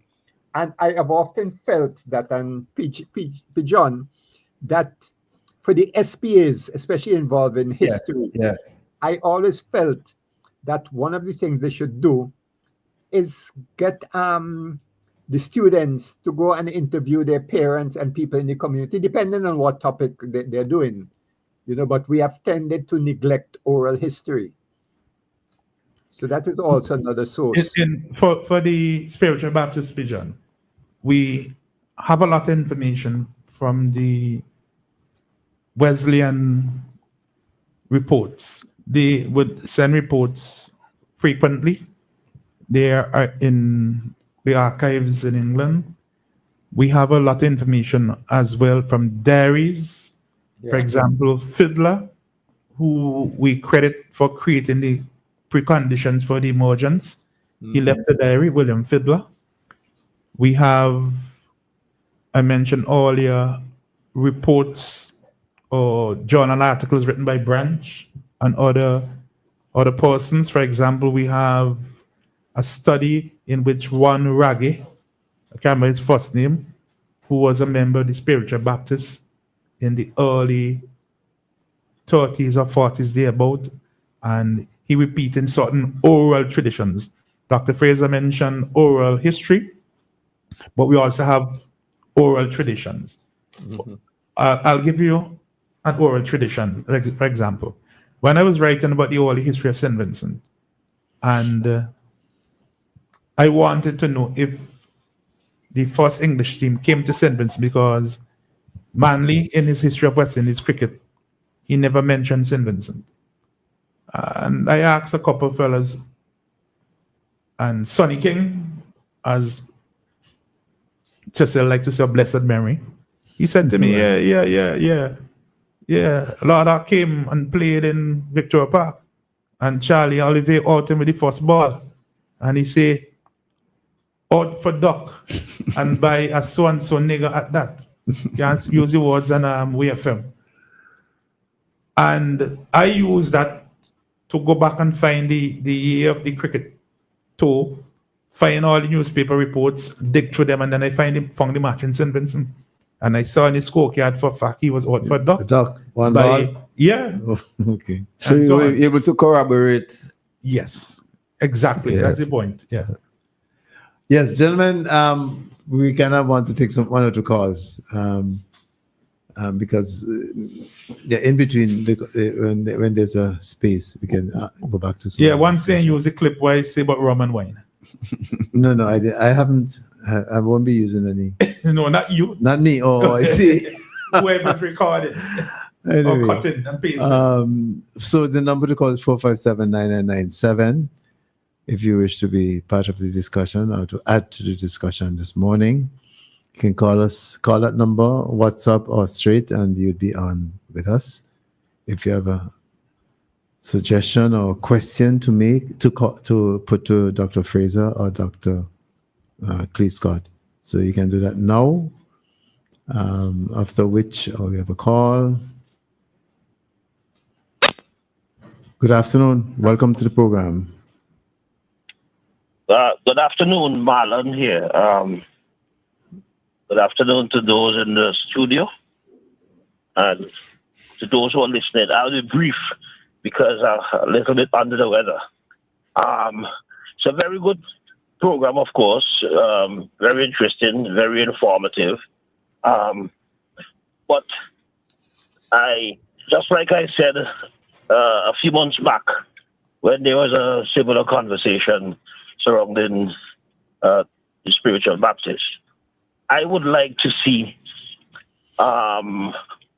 further study to see more of the linkage to our African origin, because like everything else in this Caribbean civilization, we have been predominantly influenced by that very African origin, whether it's dance, song, the drums, the food, the very food we eat, the language, and so on and so forth. And I think that there's so much evidence of the connections to Wesleyan and the spiritual Baptist isn't so much because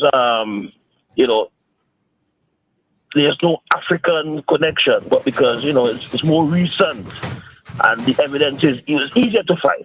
I don't know if how much of the historians, Dr. Scott and Dr. Denny and so on, have actually done that sort of inquiry prior to the obvious presence of it in St. Vincent and the Grenadines. Okay, so I would like to see my contribution, and forgive me, but I was an ardent student of the late, and I would say great, because I held him in very high esteem, Dr. Fitzroy Batiste, who taught African history at UWI, St. Augustine, and I basically sat in all of his courses, and I tend to have I tend to be Afrocentric, in these sort of things. So I'm looking and I'm yearning, because I know that the African influence has to be there. All right, Marlon, let's get a response. Let's get a response to your question from Dr. Scott or Dr. Fraser. But I could listen off because. Oh, you're going off? I could listen off because I'm right. Yes. I hope I get to see Cleve before he leaves St. Vincent. You're in the land. You're in the land. Yeah, I'm in the land. All right, okay. Well, he would find you. Right, cool. Make sure you have a bottle. Yeah, cool. Yeah, man, for sure. Yeah. Okay. All right. Yeah. Yeah, Marlon is offering indeed appropriate research agenda. However, this work is a commission work by the government. I would say to Marlon that currently at KVille I have 3 PhD candidates that are looking at things like that. One is not mine. Sorry, there's another one who's not mine who we tried to get in this morning but couldn't get in. We have a call. So people are working on that. We have a call now. Good afternoon. Hello. Hi. Hey, good afternoon, Dexter Rose here. How you doing? Dexter, greetings. How are you doing? You look well from your profile. Yeah. I try and impress young people. That's good. No, you alone could do it, I never told you that. So, guys, I mean, okay, I missed most of the program. I was at church. You'll not be surprised. I missed most of the program, but the issue which is mentioned there of the so I don't know if it was covered, the syncretism, right? I don't know how much of it was actually brought out in the study, I wonder about it because when I see the way the spiritual Baptists or the Shakers, the way they worship, the rhythms are distinctly African, and I wonder if I say like I repeat, I don't know if the historians have mentioned it before. It would seem to me, a layman, that what they do is replicating the sound of drums with their feet and their hands, the very rhythms. And just one other thing before I go off, because I'm not going to stay long. Dr. Fraser mentioned a lot of middle class people or emerging middle class, becoming spiritual Baptists. I wonder if it is that they're becoming or they're finally revealing, because I see a lot of duality in that. You have a lot of people, I know people who are Anglicans or Methodists, but they're already spiritual Baptists. But when they have to get married or something, they wanted to walk down they have the trappings of the Anglican or Methodist churches. So I just wondered about that. I'd like a comment from that. And I'll go on. Yeah, well, you lived for a very long time in Cuba. And, in Cuba, it have different versions of the African religions. Yes, you will have that element, the African element, but we are arguing that elements that emerges in St. Vincent. I just mentioned, for example, the hymns. The hymns are not African hymns; they are European hymns. But the fact is that in speaking the English language, they would speak with a different tone. They would shape the words differently, and we have all of that in Fiddler's Diary. Dr. Daniel liked to say that Fiddler that he didn't even know, because Fiddler wrote it down word for word as they said it. And I don't have it here, but I would have read it to people, and you would swear that that is a Vincentian of today was speaking all of those years ago. So yes, you have the African elements. Now, the point I made earlier, I want to re-emphasize. You can have contamination over time, which is people play things and tell it's African. People say things and tell it's African. People make dishes and tell it's African dishes. Okay? That's what I'm cautioning against. Yeah. But Yeah. Dexter, Hold on. I just want to. Adrian, say something? yeah. I was saying that my firm belief is that the religion was practiced on the plantations, and why it emerged in the 1840s. Dropped. A lot of the enslaved people were leaving some of the estates or plantations and going out into privileges and so on. So it became more noticeable. And before that, although they practiced this in their compounds. Are you hearing me?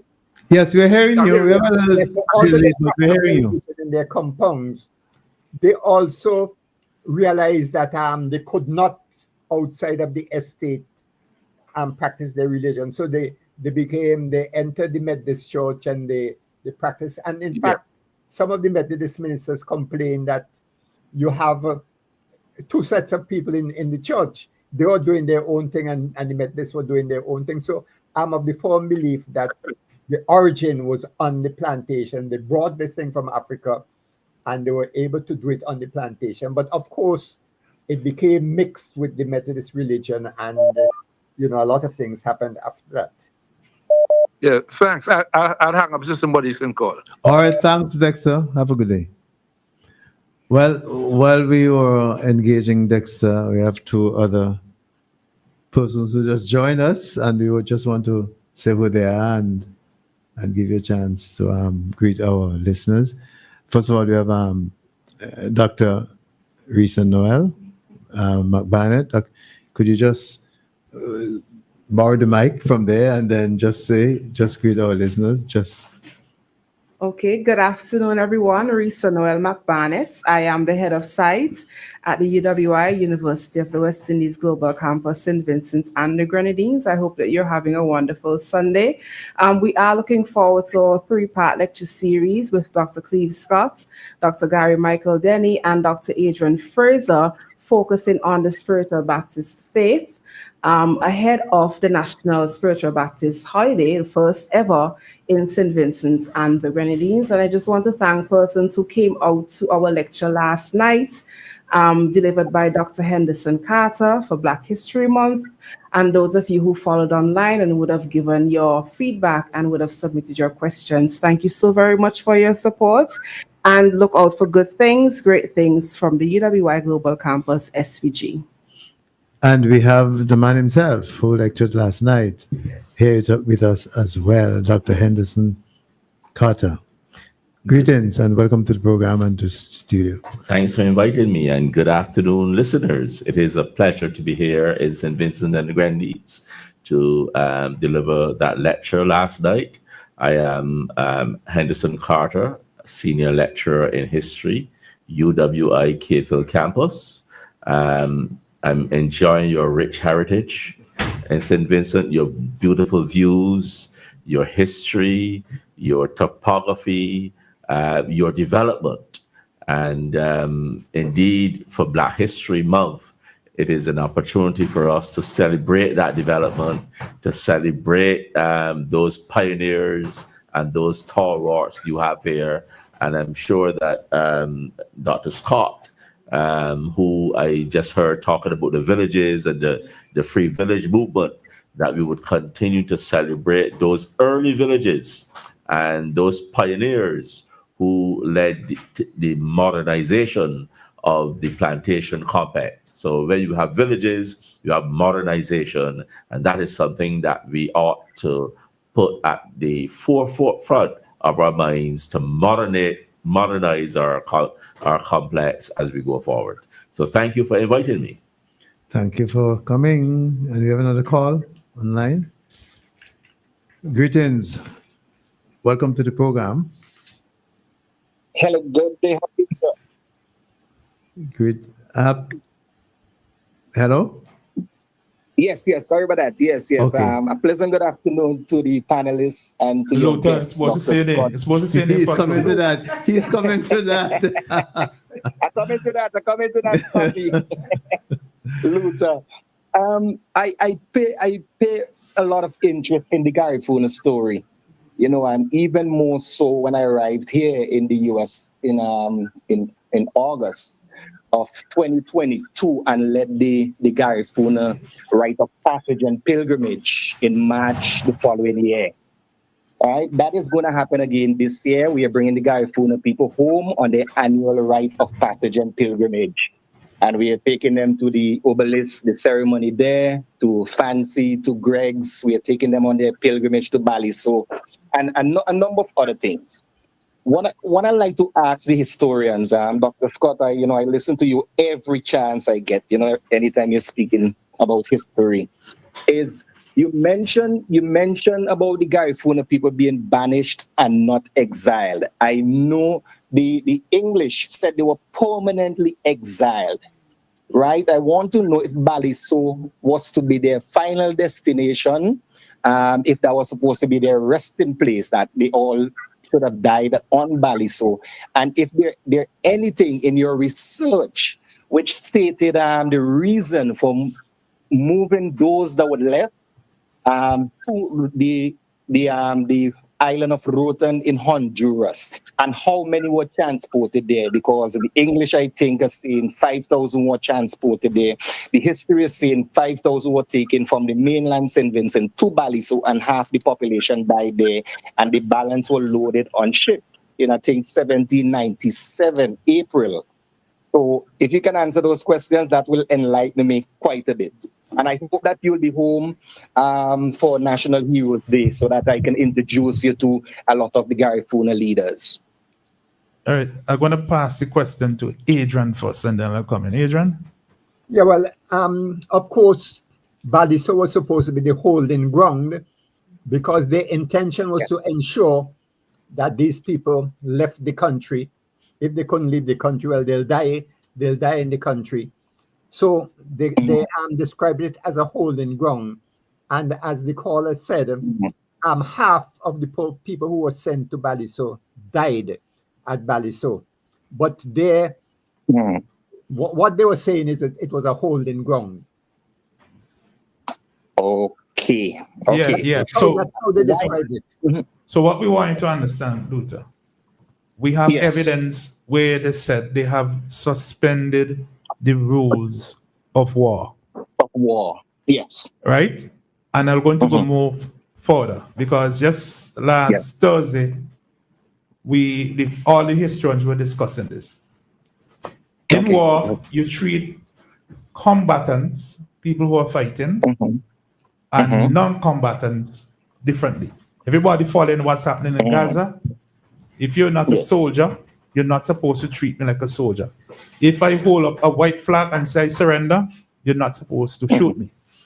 Okay? Yeah.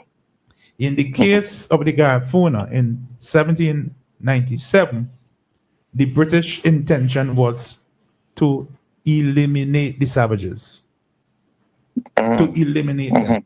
Why would you put people on 5,000 people on an island without food and water? And all you have there is rock. You put them there to die. And when half die, and the British officials realize what's going on, to save face, they decide to remove them. And where did you carry them? Another place to die again. Okay? Yes, so it is the resilience of the Garifuna to survive why they're still alive. But notwithstanding that, Dr. Fraser would tell you, we found evidence of a woman, an enslaved woman, who disappeared from this estate. For how long, can Adrian remind me? I can't remember how long it was. In months, it can be days, for substantial time.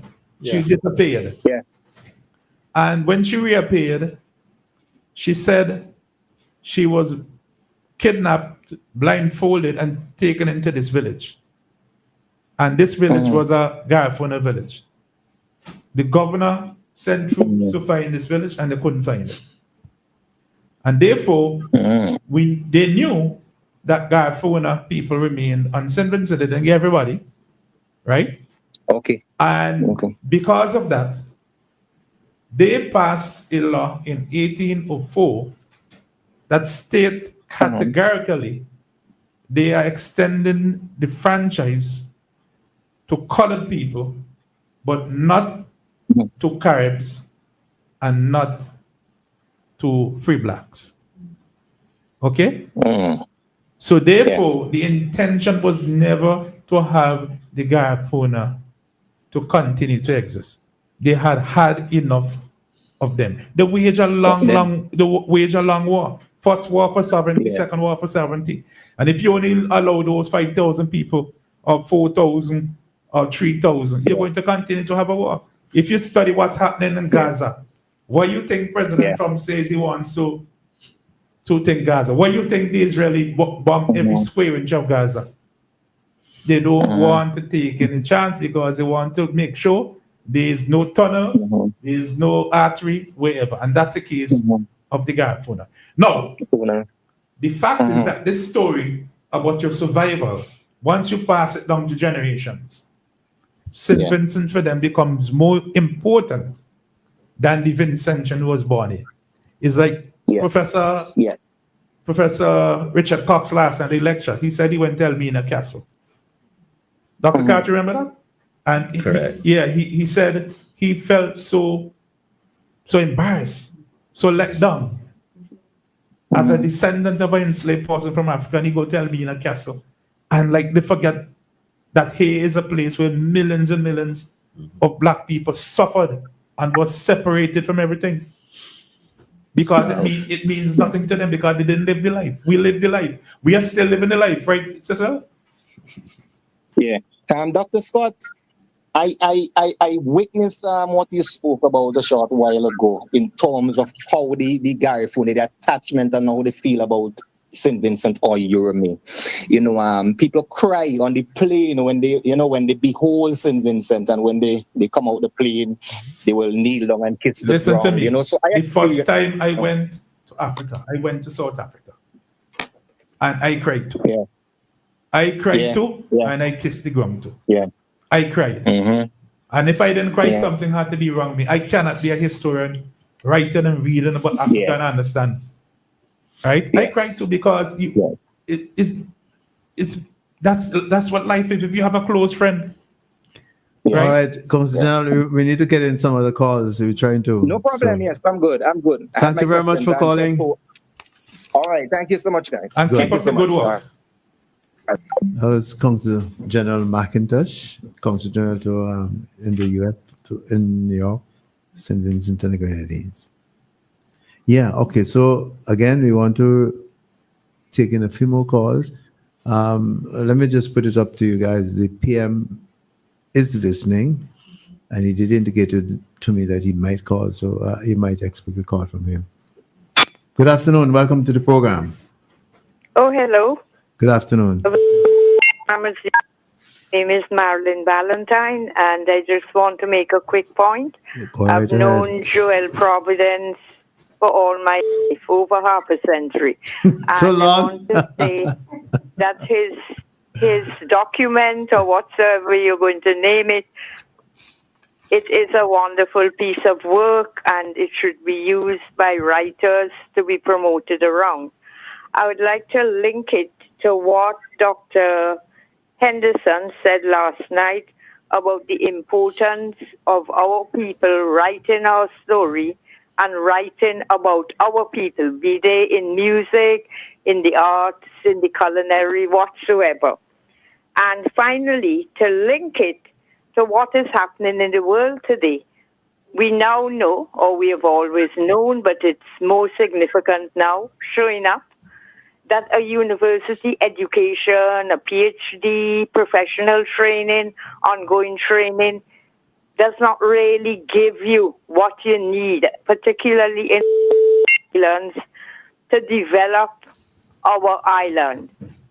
It is happening everywhere. Yale and Harvard are even offering courses on how to live, how to treat people, because professions would not necessarily teach you that. And I link all of that to what Joel said, and the final linkage now to Mr. Seaga in Jamaica when he took over, and he said in 1980 when he became Prime Minister, he took culture into his hands, and what a job he did. And it led to increasing national pride. And that's where I'm going with it. So all we do and work I am presently doing with drummers and poetry and every aspect, music, writing, culinary, all of that would eventually lead to national pride. So that having made that linkage, I'll leave it to the listeners and the panelists, and thank you very much. Are you there? My name automatically. Goodbye. Thank you for calling. Thank you. Good afternoon. Welcome to the program. Good afternoon, gentlemen. The whole program.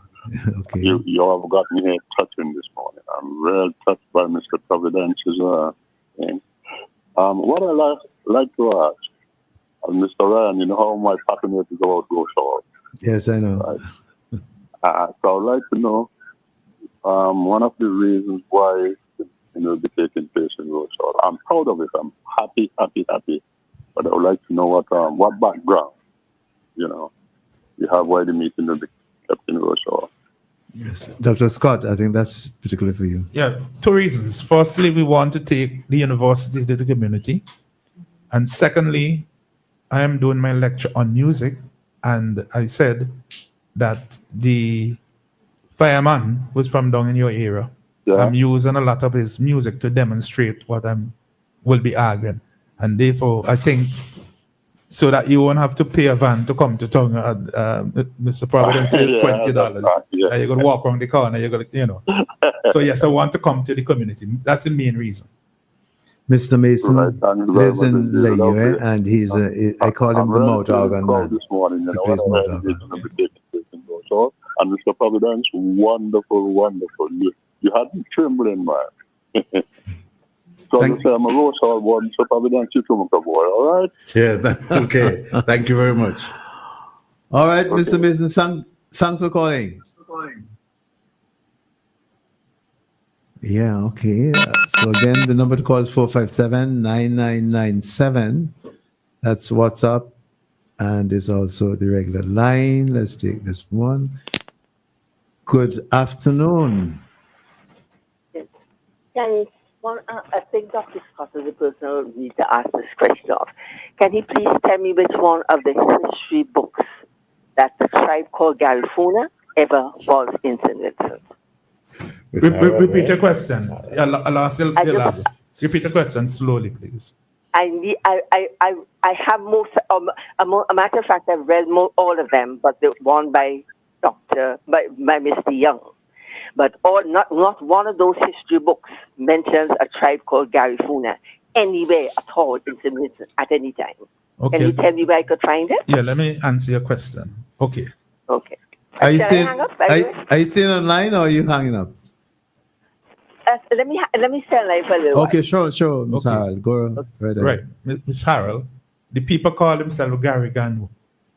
When they What's that? Gary Gano. Uh-huh. Right? When they went to Belize, Honduras, they renamed themselves Garifuna. And so today, they are called Garifuna. It's like I see. we don't But call they didn't leave here with that name. They No. never left here No, with no. a name like that. No. I see. So all right. it's just I like don't know past what happened when they left the shores of Balizone. So I can't it's say. just like my good friend who named Joe Thomas.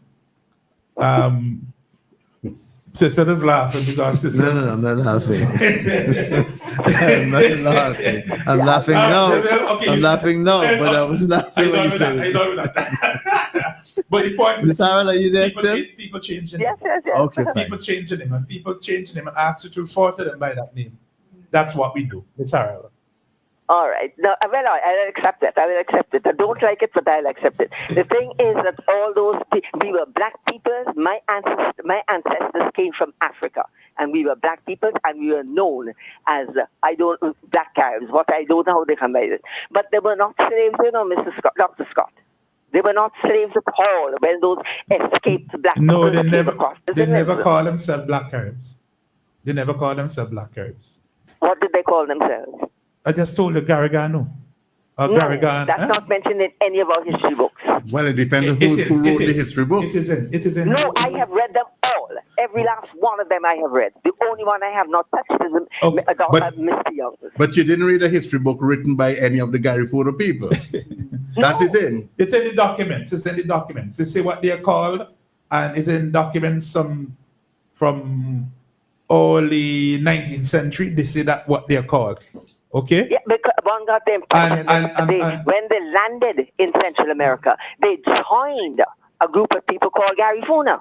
No, That's the impression I got. No, you just asked me if they were black Caribs. It is the British. Never mind the black Carib part of it. They were never Okay, anything alright.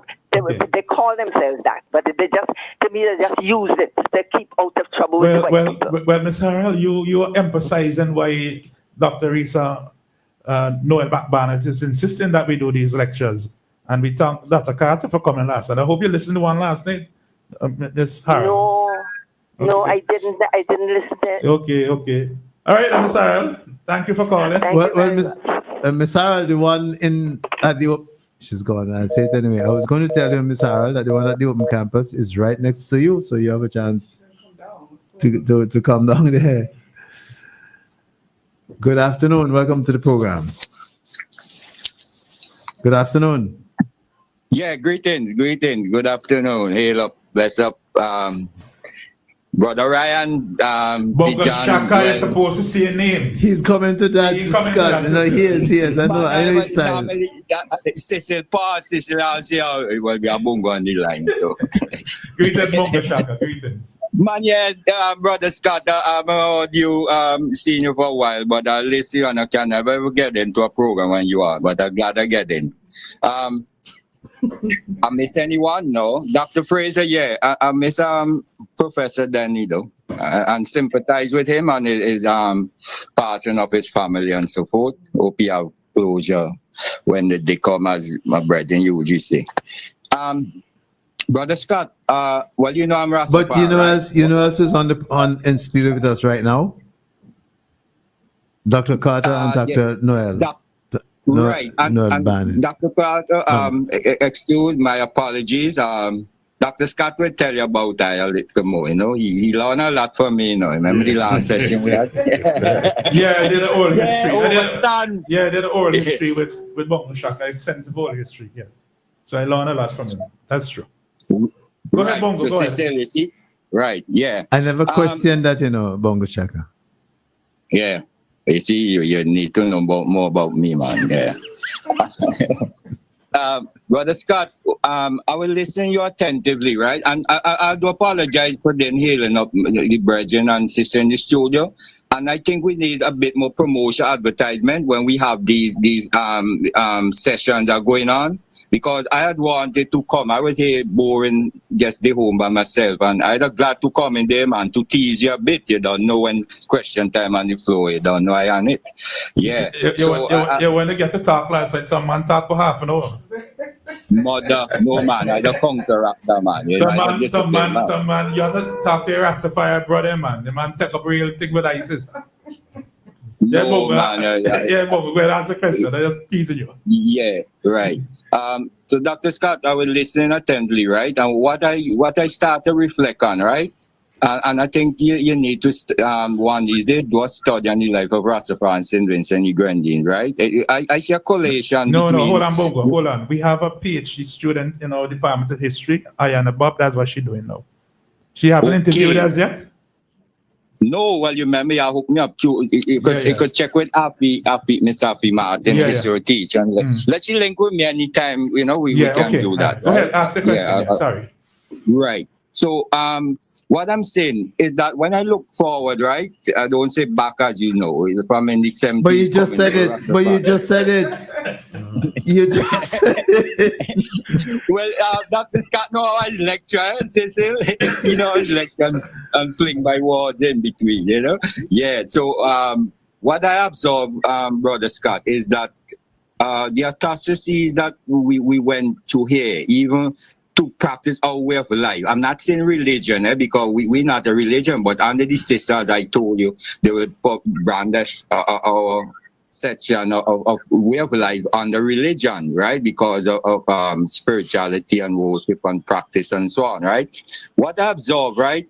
We went through a lot of struggle now. As you know, in Jamaica, brethren was locked up on the street, even just using the Bible in the colonial days, in the 50s, 60s coming up. And a lot of people don't know these history and was thrown in jail, was beaten up and cut locks and all these things, right? Now, the spiritual Baptist people, when we used to have our little session, like we set up a tabernacle, like in the days of Moses, we charge and we bail and something. We spend 3 days, 7 days in a community. We used to be rushed on by the forces, which is the police and so on, right? And, many times we've been locked up, we've been castrated and so on, and brethren get charged and so, right? Now, and you were saying the Baptist people, they go through a similar session like or setting like us, where they can do this, do that. As Brother Dexter Rose said, the drumming and chanting, right? And Dr. Scott, I'm carrying you to Jamaica now. Jamaica, we have the people we call the Pocomania. And I went to Jamaica in 89. That's when I started met in them time. I should go check Jimmy Prince and them brethren there in the university and so on, right? I was living in Augustown. The first morning, I hear some drumming and so on. I thought it was a Naya being the tabernacle close by. When I asked the elder brother, he said, no, it's some people called Pocomania. With the same spiritual back, am I right, Dr. Scott? The Pocomanias in Jamaica? Yeah, Bongo Shaka, you're correct. And the fundamental point you're making is that Rastafari is part of the resistance movement. And many things that Rastafari has fought for has come mainstream. Rastafari tell you mustn't use salt. And when you reach my kind of age and thing, they either tell you stay from salt or stay from sugar. You know? And Right, so- when you look at everybody now locks up the hair and so on, and you really don't know who the difference between Rasta and what you call a man Rasta, tell you in a Rasta. And you're Yeah, right. when and, assisting going and to you're do- correct that we need to document and as Dr. Carter says, celebrate the struggles of Rastafari. The reparations movement is Rastafari. The decriminalization of marijuana, Rastafari has fought it. Religious freedom, Rastafari has fought for it. And you're right, Bongo. And I know so- Cecil want to take in more callers, right? Cecil? Yeah, exactly. Right. Yes. So what I'm saying, let me end here with what Dexter is saying, right? When I went there here in the drumming and so on, right? Now at that time the spiritual Baptists never used to use no drumming and so on here. And I think they got motivation and innovation from coming around Aina Rasta. Because we used to see them, we used to chat with them. And then I started seeing they doing a little drumming here, the African culture, the drumming and so on within the gathering, you know. And I think they used to get a lot of inspiration from us. Cause we chant some ancient song that this thing also and they partake in it. But when I do the interview with your lawn professor there, I think all these things will come up because people don't know in 1985, Dr. Scott, I'll end here now. 1985, we were I actually put as a attack in Shatiby Lanes, Watts, Molan, right? Where 13 of us was arrested. They stood over the hill, right? And shoot either grenade launcher or something, because we was amazed. It was sent to hit the tabernacle, but it missed and hit a kitchen area. We had them burn it down. You can go on the archive. And what year was that, Bongo Shaka? 1985, after the government had changed, you know, it documented, man, that was a sad occasion. Little girl. Anyway, you're know, violating the rules, you know that. Yeah. All right. Charge me. All right, No, go on, finish. Man, give thanks, Finish. And Dr. Scott, don't forget to touch base with Afia, like she linked with me when you needed my assistance. You know, I'm with we. right, So thank you. blessed love. Yeah. Okay, bless up. All right then. Good day. All right. Oh, good colleague, Bongo Shaka. All right, folks. I was saying earlier on, even at the beginning, that the PM is listening. He told me he was going to listen, and I want to invite him to call if he wishes to contribute now, because we might go up another half an hour or so. I don't know if he's available now, but I want to invite him to call. In the meantime, anything you wish to say to promote the... Yeah, we'll give the mic to Dr. Carter. He has just joined us. Go ahead, Dr. Carty. Well, thank you very much. I'm really enjoying this conversation. And one of the things that I would want to contribute today is that a lot of writing must now begin on the history of St. Vincent, the history of the Garifuna people, the history of the spiritual Baptist people. I'm sure that a lot of writing has started already, and I commend the government for commissioning Dr. Scott and his colleagues, Drs. Fraser and Denny, and I think there's another person as well, who are working on this 3-volume text. And this is going to be a very important text to chronicle the history of St. Vincent and the Grenadines. And as we were discussing, Risa and I just now coming up in the car, about the importance also of a children's volume, a children's edition. And I'm thinking that you could have 2 of them, one for the 7 to 10 age group, another for the 13 to 15 age group.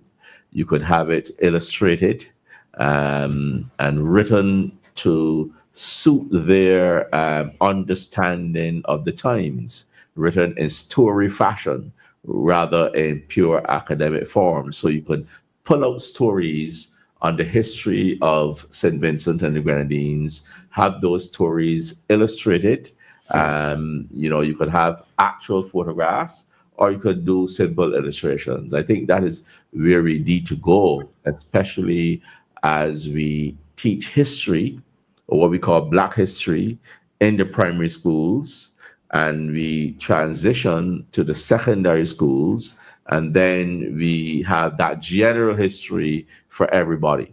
But I also think that we ought to do something else, what I call popular history, and basically reducing the history into small nuggets. I mean, what we've done here, there in Barbados, is we have a radio program called Today in Bajan History, whereby we have a 3-minute program every single day on any aspect of Barbadian history. It is driven by date. So we say, on this day, this thing happened, and we have a student, we have even a secondary school student reading the program. We script it for them, and they read it, and they read it for 3 minutes. But what it has done, it has brought out a lot of things that we did not know. And people religiously listen to the program every single day. It's been going out for 4 years. And what we did was to curate the best 365 pieces of that program and put it into a book. We call it Today in Bajan History, the Almanac Volume 1. We're now working on Volume 2. But the point here is that it brings history to the people. So it's called a popular book. It's not an academic book. You wouldn't find any footnotes or endnotes. We have bibliography, of course, but it is a book written for the people. And I think that, yes, we want a book written for the primary schools, the secondary schools, a general history book, but also a book for the people, a popular book that they could easily read, easily understand, and of course, the illustrations. Those things are necessary. And I'm sure that we can find illustrations to do such a program. And in doing that, when you bring history in that way, you're developing consciousness or raising consciousness. Raising consciousness, for example, about the Garifuna people, raising consciousness about reparations, raising consciousness about native genocide and slavery. And sometimes when you don't do that, the population lacks that groundswell of opinion that could change things in the country. And for me, if we are arguing for reparations, we have to ensure that people in the country understand reparations. They're driven by what has happened, the genocide of the Garifuna people, the genocide of the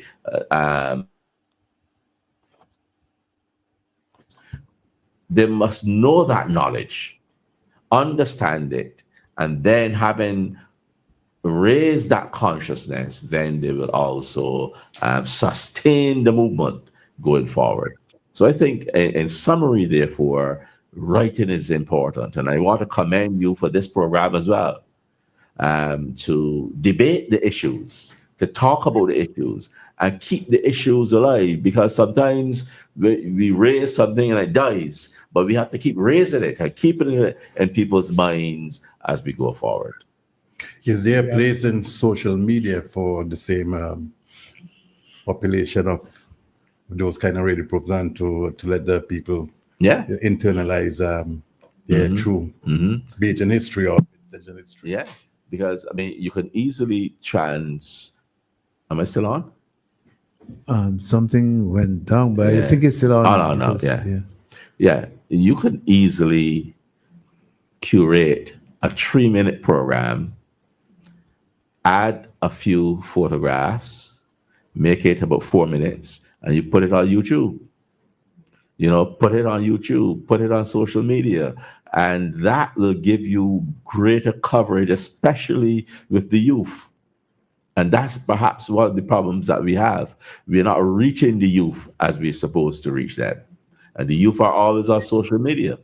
But what we also have is people from North America, people from what we call Europe, they're writing about our history, writing about our countries, putting it on social media, but a lot of it is incorrect. A lot of it is incorrect. And this is a time for us now, as Caribbean people, to grab hold of our history, to take control of our history and write it properly and put it out there on social media. I think this demands effort. It demands time. People working at something every day. I mean, we in Barbados, we work on this radio program, and I hope that that Dr. Scott, who is charged with bringing the radio program to the intervention history, he will take up the challenge to get it going and keep it going. And sometimes these things demand every day you're working at something like that. But it'd be great to have a radio program every day talking about this wonderful history of St. Vincent and the Grenadines. It's important, though, to recognize that Dr. Fraser actually had a very popular radio program. It's going back several decades, called From Whence We Came. Maybe Dr. Fraser, who is on now, can speak to it and see, but certainly it was listened to by a lot of people back then. Excellent. And so on. So, but he paved the way. Yes. But certainly we can do something now. There's need for a reboot. Yes. Peter, you say a reboot? Reboot, yeah, bring back the program. Yeah. Bearing in mind the technology available in today's world. Well, actually, I've had requests from quite a number of people and had some discussions with NBC Radio about doing it. I'm not sure where the problem. I think they were looking for sponsorship and so on.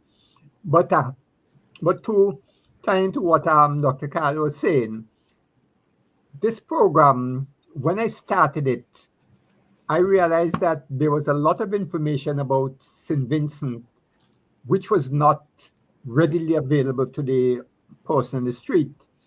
And it was based on that I began this program, tracing the history of St. Vincent from the very beginning, right up to, I think I went up to 1951. And what struck me once is that I went to a restaurant, and at some point, somebody came to me and said that the cook wanted to speak to me. I didn't know why the cook wanted to speak to me. But when I went, she said, last week you mentioned a particular name. That person was my great-great-great-grandfather. And then I realized that because I made a deliberate attempt when I was doing these to try to bring out names that people are familiar with. And so that, because when I went to school, up to secondary schools, you're doing British history and European history. You wanted something that people could relate to. And I think that is one of the reasons why a lot of people were not interested in history, because they were reading about things which made no sense to them.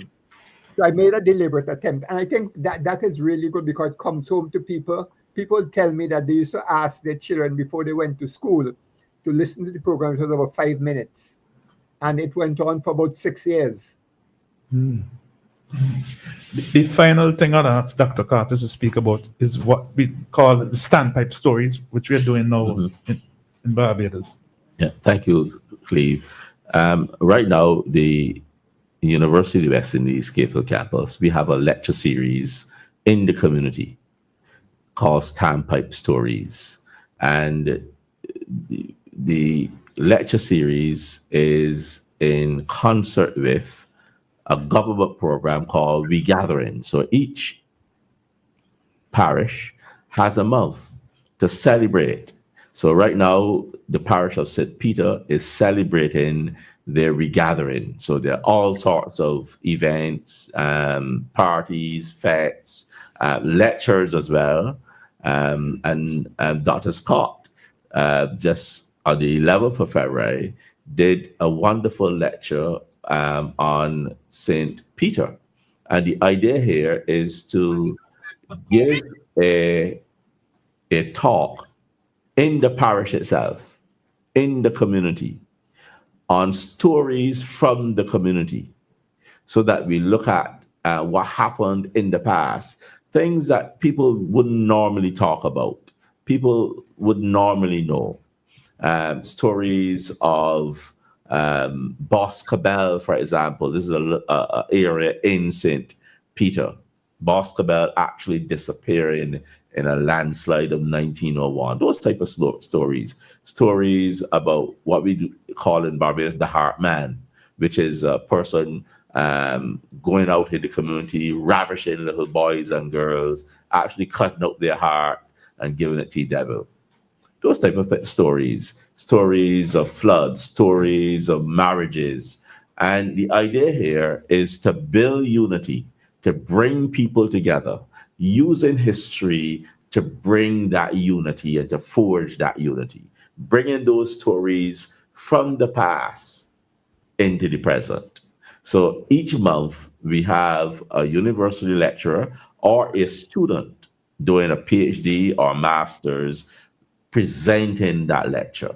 So next month we have a PhD student who's going to present that lecture. Then the next month in April, we'll have another PhD student who will present that lecture. And they're doing it in the community, using the materials, using the primary research. It's not just an old story that people make up, This is something that has been researched. People have vetted it and they present this. And these stories are also important for heritage tourism.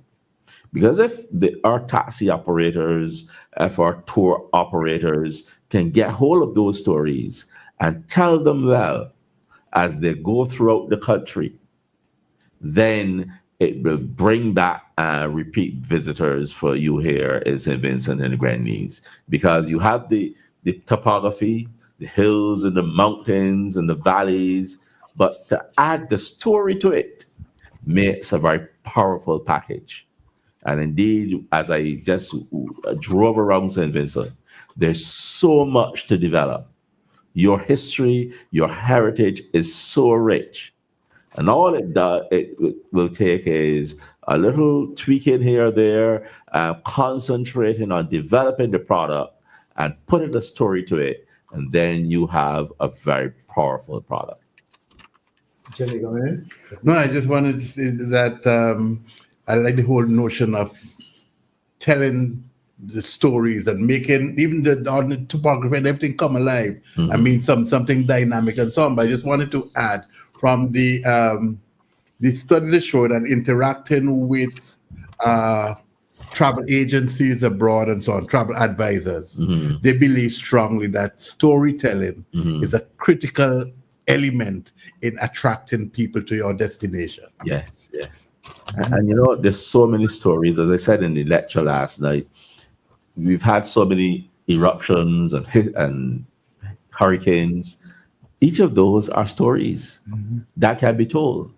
Even the story of the white Bajans coming here to Dorset's Hill. Yeah. That's a story in itself as well. So we have to package them and get people to tell the story well. That's the thing. If you tell a good story, people will love history. That's right. All right. Well, I was hoping that we'd hear from the PM. It doesn't look like it. So we're going to round up at this point. So what points you want to emphasize coming out of this program today? I know Dr. Carter has just did a good job in encouraging that approach, but aside from that, the lecture series that's coming up. Yeah, first lecture, the 6th of March at Carapan. No, Carla Primary School. Carla Primary School. Yeah. We want the Carapan people to come over to Carla. As well, yes. Carla, which is the era we credit with the founding of the Spiritual Baptist movement. 6th of March. Okay. And the time is 7 p.m. Yeah, 7 p.m. That's the one we want people to remember, and that's what we'll leave you with. The others, you will keep listening to WFM, and you will hear the other details, and keep listening to It's Your Hand. And I'm sure Joel, I'm going to leave with this. Joel, Dr. Carter, his specialty is business history. Yeah, he has a book called Business in BIM, and he has facilitated the autobiography of Ralph B.Z. Williams and Andrew Bino. And Dr. Carter, before you leave, I would like you to keep in touch with Mr. Joel Providence so we could get that history of Goddards and Crays in St. Vincent. And seeing that you're so energetic, wrote that declaration, I'm sure that Jules would be happy if we could get some of that thing in paper. Thank you very much for having us. Thank you. Before you do, Dr. Fraser, concluding points, yeah. No, one of the things I always try to say when we are dealing with the whole spiritual Baptist thing is to mention to people who do not know that one of the chief culprits, I will call him, behind the passage of the 1912 ordinance was Gideon Murray. Charles Gideon Murray. After whom Murray's village is named and Murray's Road. And I say this because at the time when we were speaking about reparations, and the issue always comes up about changing some of the colonial names. And Murray's, now that we're speaking about spiritual Baptist, Murray is a good one to deal with. The second point I just want to throw out here is that in all of this, one of the major issues has to do, when we are speaking about the Black people after emancipation, is that what you had happening with the spiritual Baptists, with the formation of agricultural credit societies, friendly societies, and so on, is that the established churches found themselves threatened by these people who used to depend on them and now doing their own thing. And that is one of the things about the Shakers, that they were able to develop their own leadership. And all of that antagonized the established clergy in particular, because here were people who were removing themselves from their control. So I just wanted to leave with those 2 points. Okay. Dr. Noel, maybe you may shoot. Yeah. Yes, thank you so very much for having us. And if I may, so the University of the West Indies Global Campus, SVG, we continue our work with bringing very important conversations and topics to the fore. As Cleve would have pointed out, we have and the other panelists would have pointed out, we have our upcoming Spiritual Baptist lectures. And then even beyond that, we're hosting and we are collaborating with the Garifuna Heritage Foundation to host the 12th International Garifuna Conference from the 11th to the 13th of March. So there is a lot going on. Please, persons who are listening, please, in terms of our social media, please follow us, UWIGC, SVG, to keep abreast of all the things that we are doing.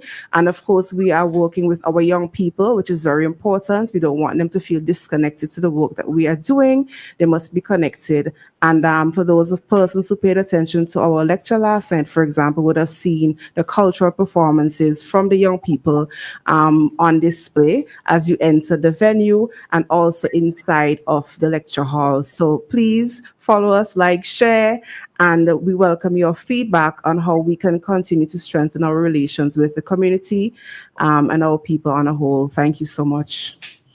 All right. A few people have shared WhatsApp messages. We really can't go through them all today.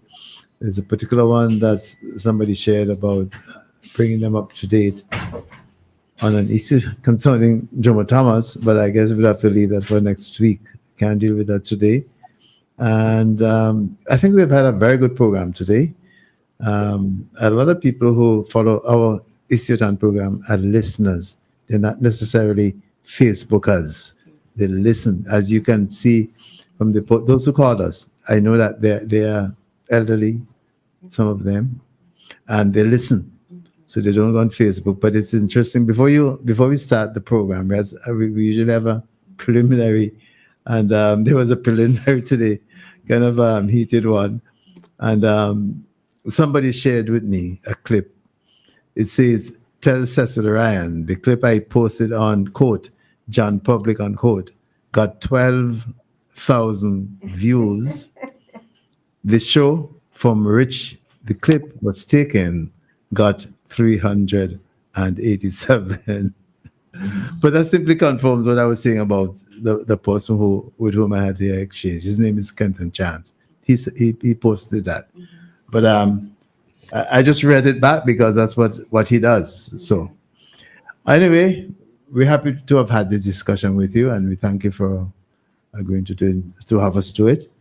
And as you know, Noel, anytime you have requests, let us know and we will accommodate you. Yes, and thank you for that. And you raise a very important point, which is why we're going to be doing more radio programs, because we want to reach persons where they are. So those persons who have the social media, thank you for following us, liking, sharing. That's wonderful. But we'll also be on the radio.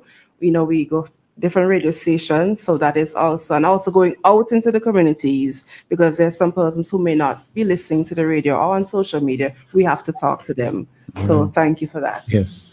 Thank you for making us have a good program today. Pijan, anything you wish to? I am just thinking about schools, and I hope teachers listen and get some ideas for SBAs, for instance. Yes. And I commend the Open Campus for the outreach programs. Yeah, thank you. Thank you.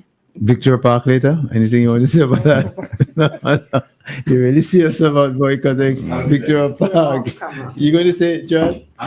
I'll be there. Oh, okay. Well, Joel is saying that he will be there, and it's not Central Leeward? No, Leeward. Leeward, yes. Leeward sports day today. All right. Thank you so much. And I want to just say thanks to all those persons who listen to a program, who followed our program as well.